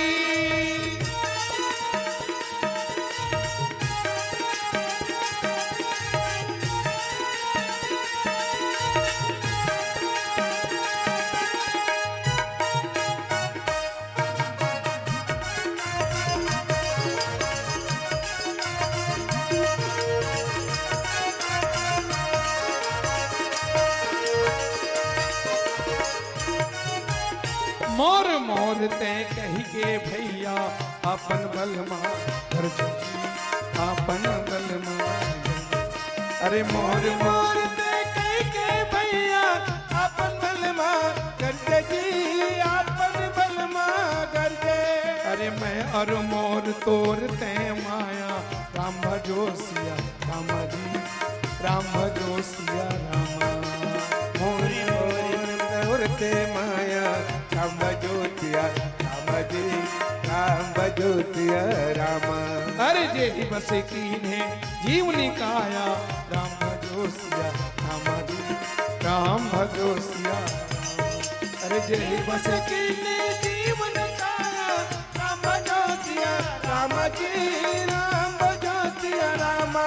बोला आही ओंघासी बुढ़ापा में ते कथा नहीं सुनता, ये बुढ़ापा में नींद पड़त है। इधर शुरू शुरू कथा चलत है, और फुरुर फुरु नींद पड़त है। चला सुन में तो ला आही ओंघासी बुढ़ापा में, तो लाई ओंघासी बुढ़ापा में भैया जाए के बेरा जी, ए जाए के बेरा जी, आ जाए आ जाए के बेरा जी, आ जाए के बेरा ना। आ खाए के बेरा जी, आ जाए के बेरा।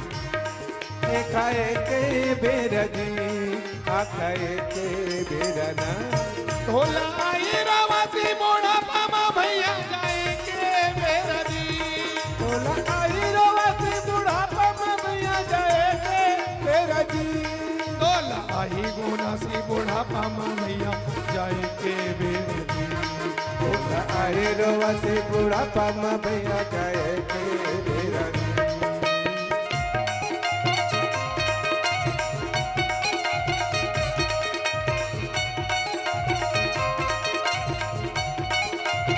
ओ अरे राम के नाम सुमिर ले होगा, नहीं मिले दोबारा। नामे के नामे सुमर ले होगा, नहीं मिले दोबारा। माया मोह काम आवे नहीं, धन दौलत संग मजावे नहीं। माया मोह काम आवे नहीं, धन दौलत संग जावे नहीं। अरे माया मोह काम आवे नहीं, संग दौलत संग में जावे नहीं। माया मोह काम आवे नहीं, धन दौलत संग जावे नहीं। काले काले हरि के नाम रे चोला चोला लहू। काले काले हरि के नाम में मनवा के चोला लहू के आवे नहीं। काले काले हरि के नाम रे पापी के चोला लहू के आवे नहीं। काले काले हरि के नाम में मनवा के चोला लहू के आवे नहीं। अरे भजन करे बर मानुष तल्ला पाए, ओहो भजन करे बर मानुष तल्ला पाए।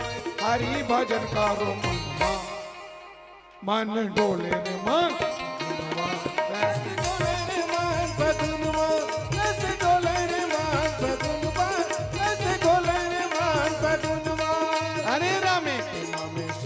मिले का नहीं मिले दोबारा।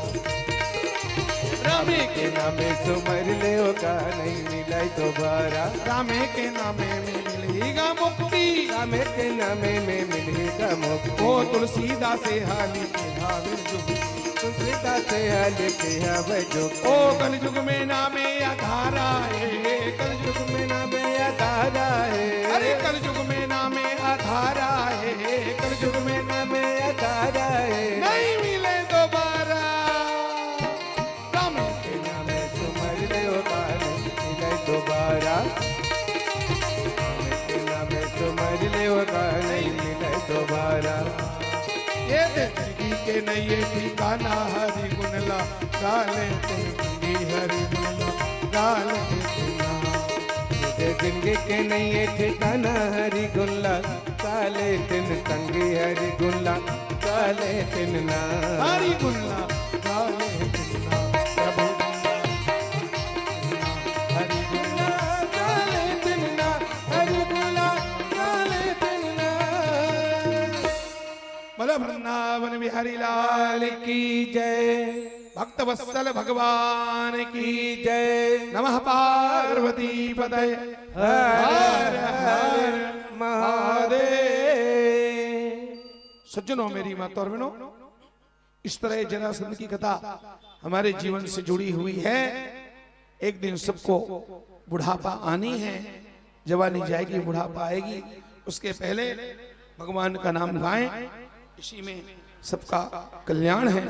मेरी माता और बहनों, आगे भगवान ने जरासंध का वध किया, ये सब कथा सुनाई और इसके बाद फिर राजसू यज्ञ हुआ और यहीं पर राजसू यज्ञ में भगवान ने शिशुपाल का वध किया है। मेरी माता और बहनों, ऐसे फिर महाभारत की कथा हुई बीच में और महाभारत करा करके भगवान ने सब राक्षसों का सर्वनाश किया है, धर्मद्रोहियों का भगवान ने और नाश किया। मेरी माता और बहनों, उसके बाद फिर अग्र पूजा किसकी होगी? तो कहा, पांडवों ने कहा था हमने द्वारकाधीश की अग्र पूजा करेंगे। शिशुपाल ने विरोध किया, भगवान को 100 गाली दिया। भगवान ने सुदर्शन चक्र से शिशुपाल का और गर्दन अलग किया, दंत वक्र को मारा, साल्व को मारा, पौंड्रक वध किया भगवान ने और सतधन्वा का वध किया है और प्रद्युम्न विवाह हुआ। आगे चल करके मेरी माता और बहनों, एक से एक कथा है, अनंत कथा है। समय इतना फास्ट है, इतना कम है कि मैं क्या कहूं। सज्जनों, तो राजा परीक्षित ने सुखदेव भगवान के चरणों में प्रणाम करके कहा, गुरुदेव, अभी तक इन 7 दिनों आपने भगवान की एक से एक सुंदर मंगलमयी कथा सुनाई। भगवान कितने गुणवान हैं, कितने विद्वान हैं, कितने धनवान हैं, कितने ऐश्वर्यवान हैं, ये तो आपने हमें सुनाया। अब कृपा करके हमें बताओ, भगवान कितने दयावान हैं। भगवान का एक नाम है दीन बंधु, तो नाम दीन बंधु है, तो कभी दीन को बंधु बनाया है? गरीबों पर भगवान को कितना प्यार है। जब पूछा तो स्त्री सुदामा जी की कथा सुखदेव भगवान ने सुनाया है। सजनों, सुदामा को प्यार किया। जो सुदामा दाने दाने के तरसते थे, आज भगवान ने उसे और राजमहल भगवान ने बख्शिश दिया है। 2 लोगों के राज्य दिया उनकी चावल खा करके। जो परमात्मा को देता है वो कभी दीन नहीं होता, दरिद्र नहीं होता। जो छुपा के खाता है वो दरिद्र हो जाता है। सुदामा गरीब जरूर थे पर सुदामा दरिद्र नहीं थे मेरी माताओं। और हम लोग सुदामा को दोष देते हैं, है ना, कि सुदामा ने भगवान के हिस्से का चना खाया। वो कहानी तो सबको मालूम है, कहानी सुनाने का समय नहीं है, ये तो मैं डिटेल में आपको सुनाता। मेरी माता और भागवत की वो मुख्य कथा है। दोनों गए थे ना लकड़ी बीनने के लिए, 4 मुट्ठी चना माता ने दिया था, भूख लगी थी जंगल में खा लेना। वो चना पूरा सुदामा खा गया। क्यों खाया? अब खाया था ना, हद नहीं में खा दिया। हम लोग यही बोलते हैं, स्वार्थी था सुदामा, लालच में खा गया। लेकिन इसके पीछे जो रहस्य है और रहस्य तो रहस्य बन के रह गया, आज तक सामने और समाज के सामने प्रकट नहीं हुआ। हरि अनंत, हरि कथा अनंता। ध्यान देना मेरी बातों, मैं आपको ये कथा सुना दूंगा आज, है 2 मिनट में सुनाता हूं। एक दिन सांदीपनी के आश्रम में, चूंकि सांदीपनी भी ऋषि थे, महात्मा थे, लेकिन वो गृहस्थ महात्मा थे, है नहीं। कुछ लोग ब्रह्मचारी होते हैं कुछ सन्यासी होते हैं अकेले रहते हैं। संदीपनी भी बहुत उच्च कोटि का एक ऋषि ही है, लेकिन वो गृहस्थी महात्मा थे। शादीशुदा से उसकी पत्नी साथ में थी, है ना, और विश्वविद्यालय चलाते थे और उज्जैन में। तो एक दिन उसी सांदीपनी के आश्रम में दुर्वासा ऋषि पहुंचे, और दुर्वासा ऋषि वो तो निर्दंड साधु है, आकर के उसने अलग जगाया, अलग निरंजन। संदीपनी गुरु की पत्नी निकली, गुरु माता निकली, दुर्वासा को देखी। दुर्वासा ने कहा, मां भिक्षान्न दे, बहुत भूख लगा इस योगी को, आज तेरे दरवाजे भोजन करने आया हूं, मां कुछ हो तो खिला दे, मेरे पेट की क्षुधा मिटा दे। पर नारी स्वभाव होने के कारण संदीपनी माता की मुंह से ये निकल पड़ा कि बाबा मेरे यहाँ कुछ नहीं, मेरी कुटिया में कुछ नहीं है, कुछ नहीं है, एक दाना कुछ नहीं है। यहाँ तो सारे बच्चे सब भिक्षा लेकर के आते हैं, विद्यार्थी लोग, तो हम सबका पेट भरते हैं गुरुजी, आज तो कुछ नहीं है। दुर्वासा ने भयंकर उन्होंने भी किया, माता जी कुछ तो होगा, मेरे तो भूख में प्राण निकल रहे हैं। बस माँ के मुंह से एक ही शब्द निकला, कुछ नहीं, कुछ नहीं है। दुर्वासा ने ध्यान लगा के देखा, ये कहती कुछ नहीं है, सचमुच में कुटिया में कुछ है कि नहीं। और जब ध्यान लगा के देखा माताओं, तो सुदामा को वो 4 मुट्ठी चना दिखाई दिया। दुर्वासा ऋषि को टोपली में 4 मुट्ठी चना रखा हुआ था। दुर्वासा ने कहा, मां एक बार निरीक्षण तो करके आ भीतर से। बोले बाबा है ही नहीं तो क्या देखो, है आप इतने जिद्दी हो, सचमुच में आप बड़े जिद्दी हो। अंत में दुर्वासा को वहां से जाना पड़ा। जाते जाते दुर्वासा ने श्राप दे दिया, कहा चना रखा हुआ है, यहाँ आंखों से दिख रहा है, पर कहती कि कुछ नहीं, कुछ नहीं है, जा मैं श्राप देता हूं। वो चना में मेरा हिस्सा था, वो मुझे मिलना था, लेकिन मेरे हिस्से का चना छुपा के कहती है कि कुछ नहीं है। मैं घोर श्राप देता हूं, उस चना को जो खाएगा वो जीवन भर के लिए दरिद्र हो जाएगा। दुर्वासा ने श्राप दिया उस चना को। मेरी माता, उस चना को खाने वाला जीवन भर के लिए दरिद्र हो जाएगा। ये बात सुन रहा था वहीं पर छोटा सा सुदामा, नन्हा सा विद्यार्थी सुदामा सुन रहा था। क्रोध में भर करके दुर्वासा ने श्राप दे दिया है। हाय, सुदामा छोटे बालक थे, पढ़ने गए थे, वो सुना था। और देखो 2 दिन बाद गुरुजी ने कहा, बेटा सुदामा जाओ कृष्ण के साथ लकड़ी लेने के लिए। अब जब चलने लगे तो उसी चना को गुरु माता ने पोटली में बांध के सुदामा को दे दिया। बेटा जंगल में भूख लगी तब क्या खाओगे, ये 4 मुट्ठी चना, 2 मुट्ठी तेरा, 2 मुट्ठी तेरे कृष्ण का, जाओ चना खा के पानी पी लेना। दुर्वासा को सज्जनों, माता ने उस चना को सुदामा को दिया। सुदामा उस चना को लेकर के चले। जाते जाते सुदामा विचार कर रहे थे, दुर्वासा ने इस चना को श्राप दिया है, जो इस चना को खाएगा वो जीवन भर के लिए दरिद्र हो जाएगा। ना खाऊं तो दोष और खाता हूं तो दोष। अच्छा मैं खाऊं, मैं दरिद्र हो जाऊं ये तो चलेगा, लेकिन मेरा प्यार, मेरा यार, मेरा दिलदार कन्हैया कैसे खाए, उनको तो मालूम नहीं है।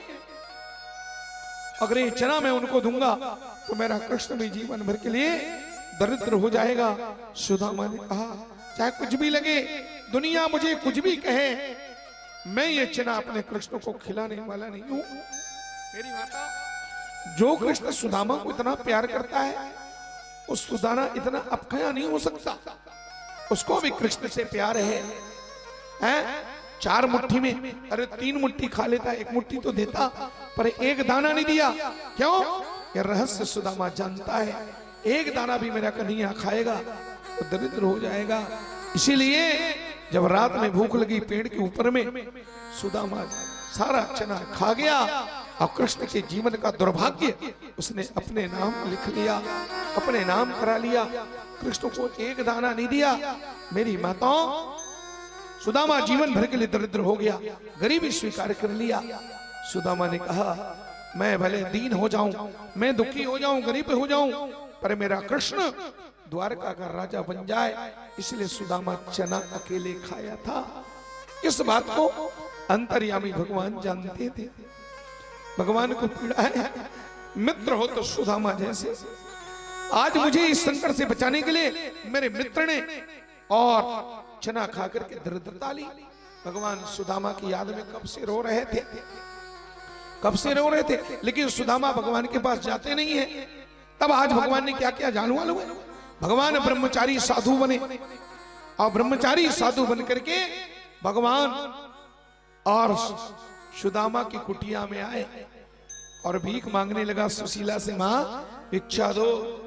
सुशीला मां देखी सामने ब्रह्मचारी है, भीख मांगने आया है। सुशीला बोली, महाराज हमारे घर तो कुछ नहीं है।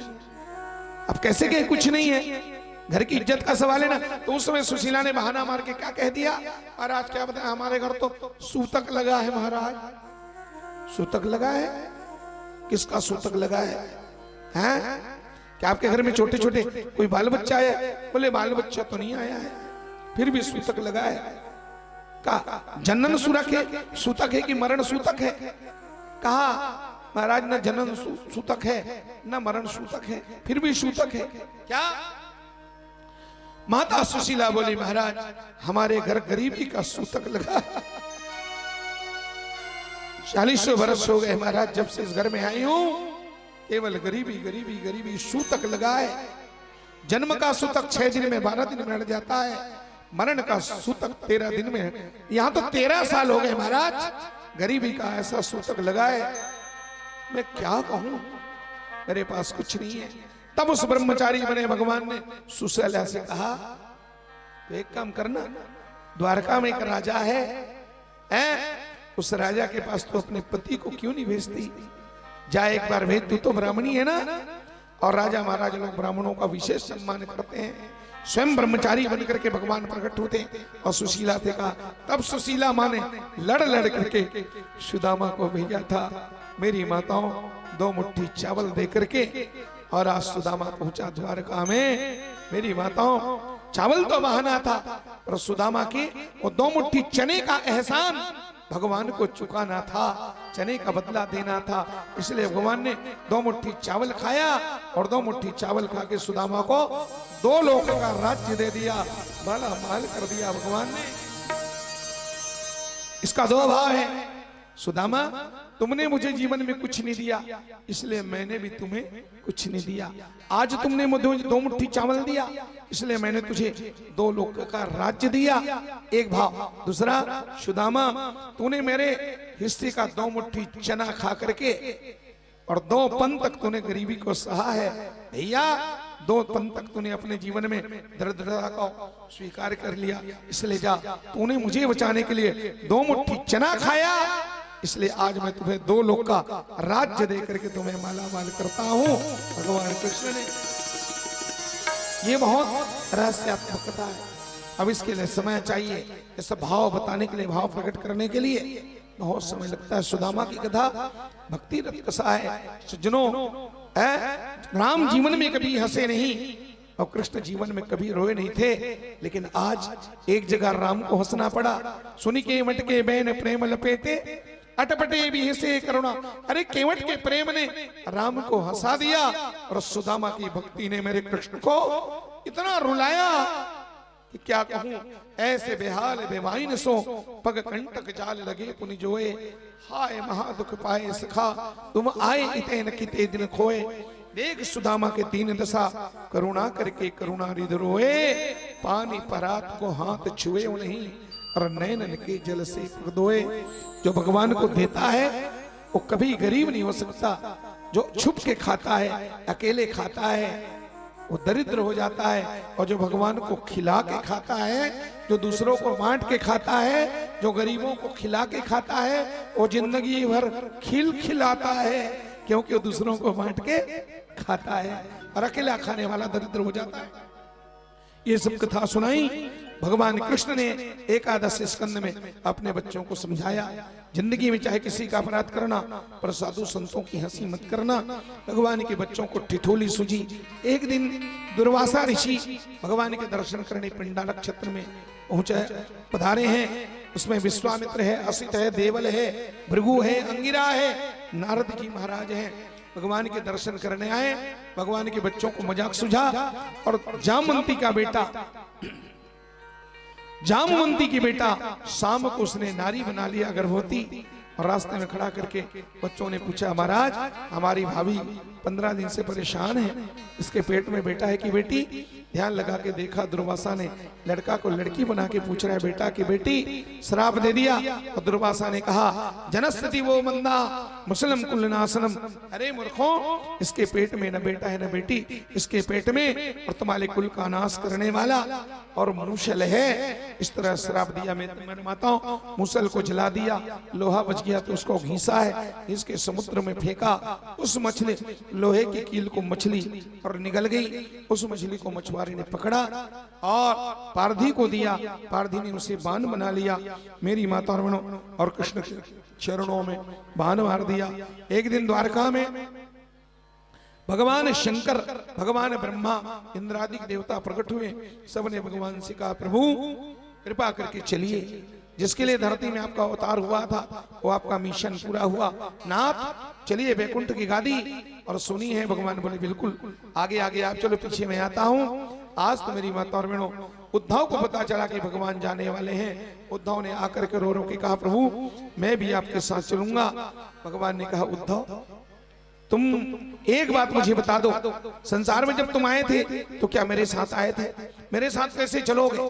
संसार में जीव अकेले आता है और अकेले ही जाता है।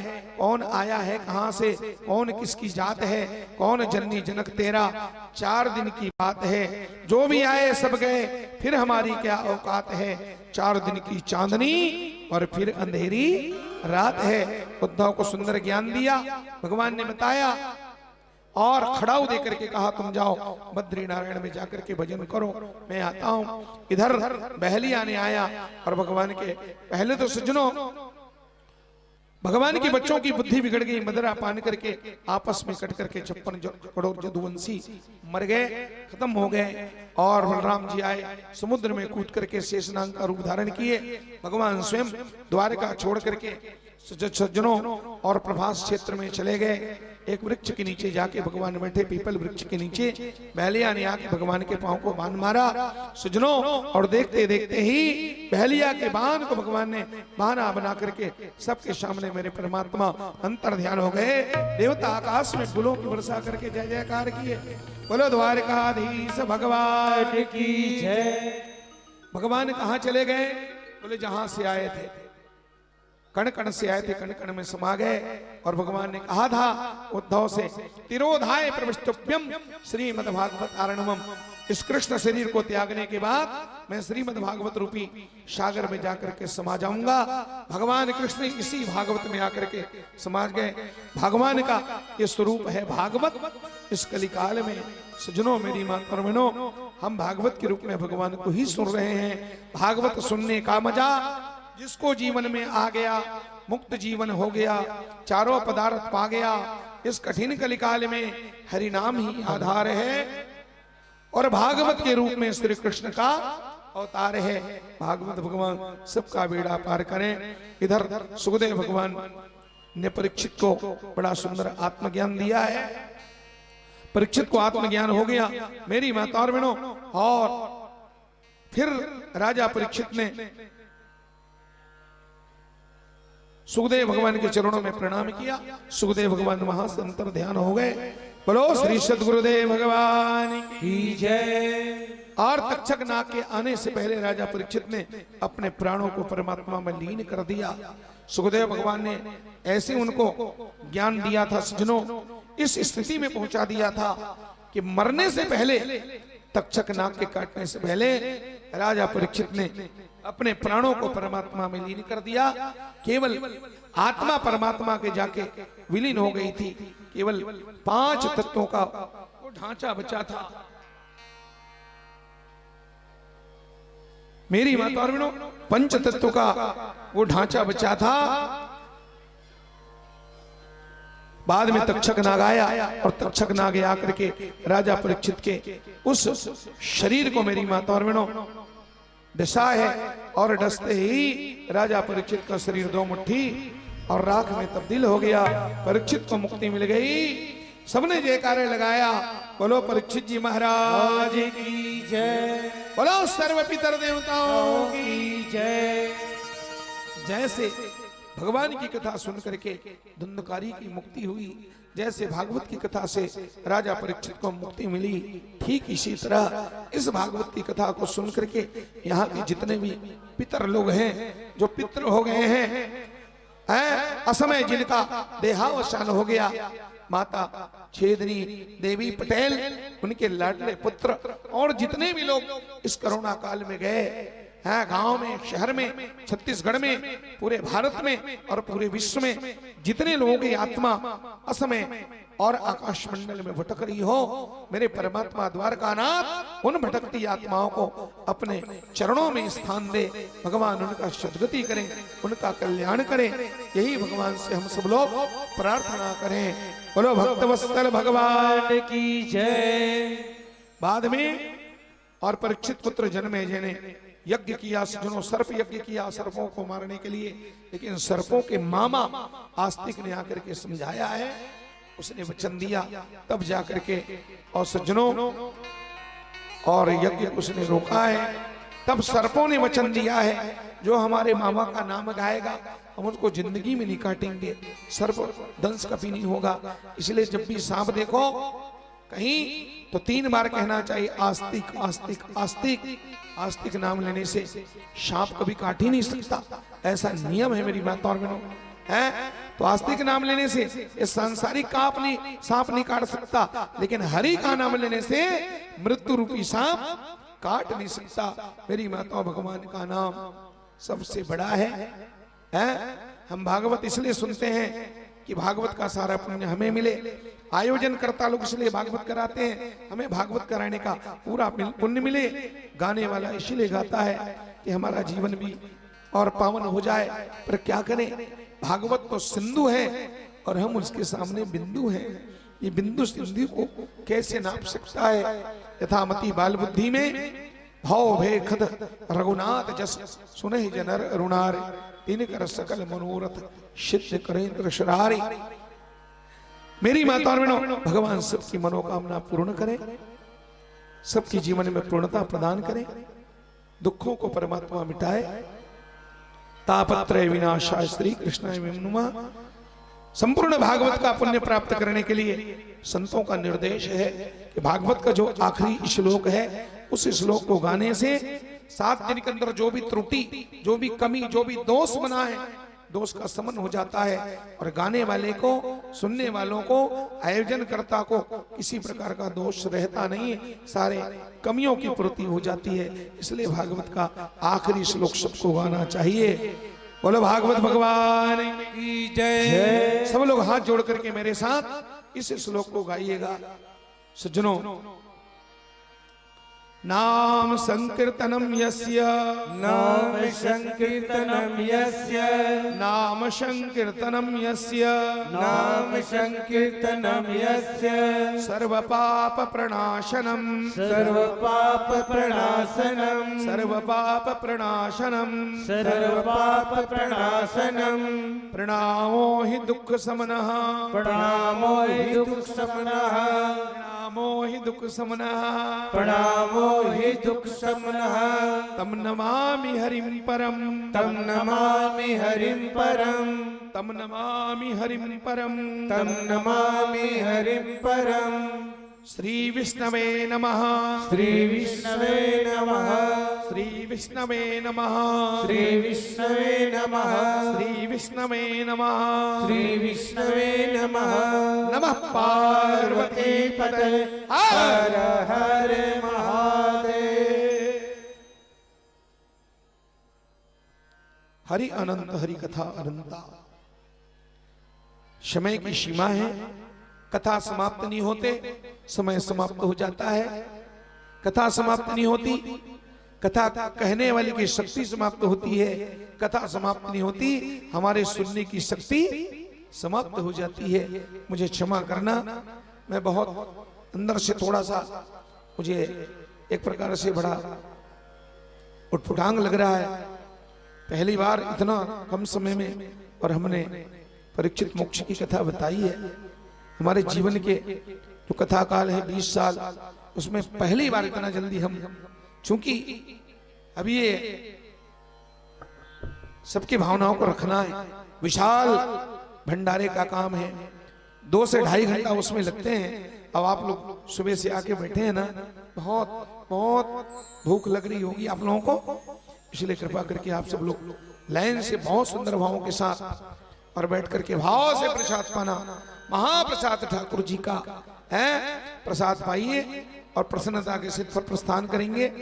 और इसके बाद पुनः अब कोई यहाँ पर वाचन नहीं होगा, कल पुनः पधारेंगे, ठीक है। अब हम लोग प्रसाद भंडारा करा करके फिर भगवान की शोभा यात्रा में चलेंगे। मैंने कल निवेदन किया था आपसे, मेरी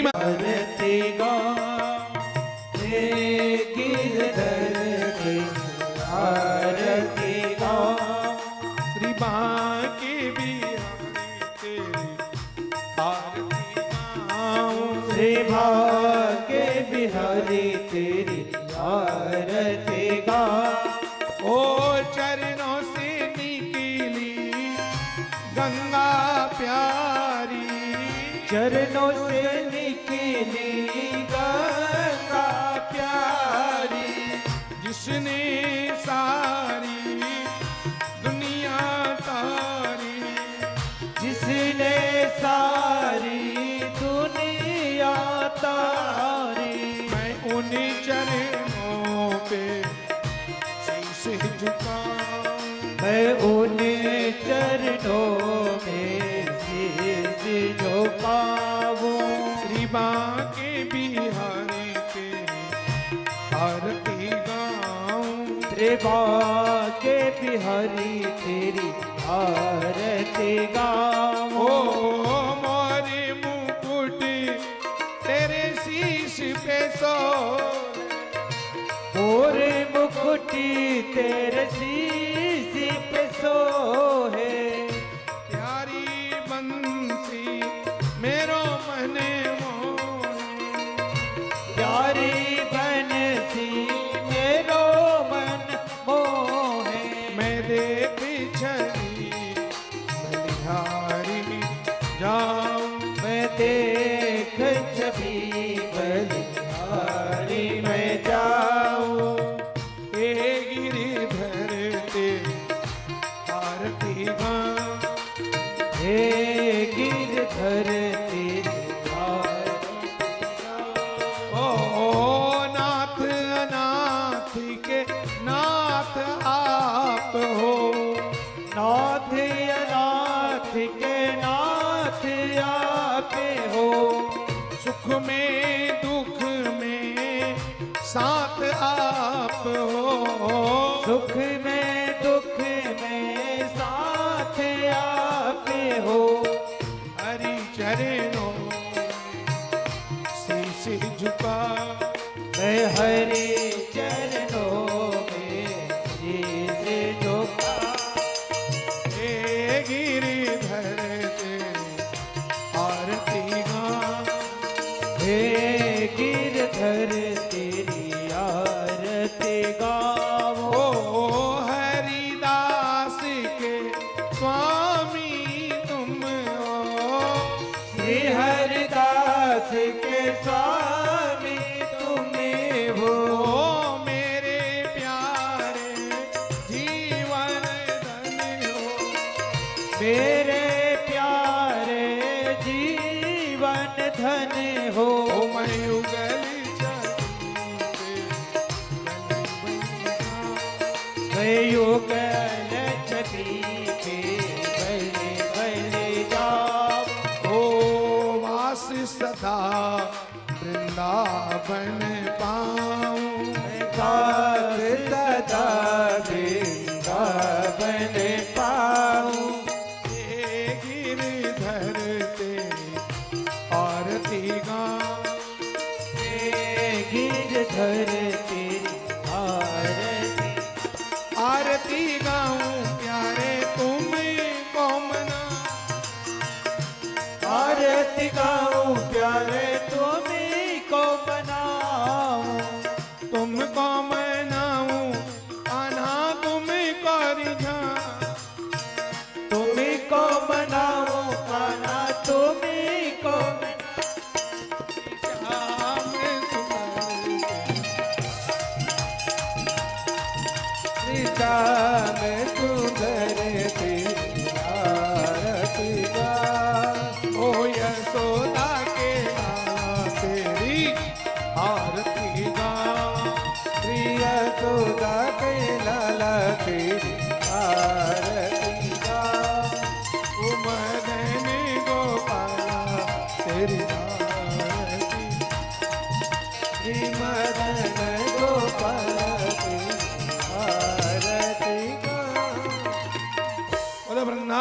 बिहारी लाल की जय कर्पूर गौरम करुणावतार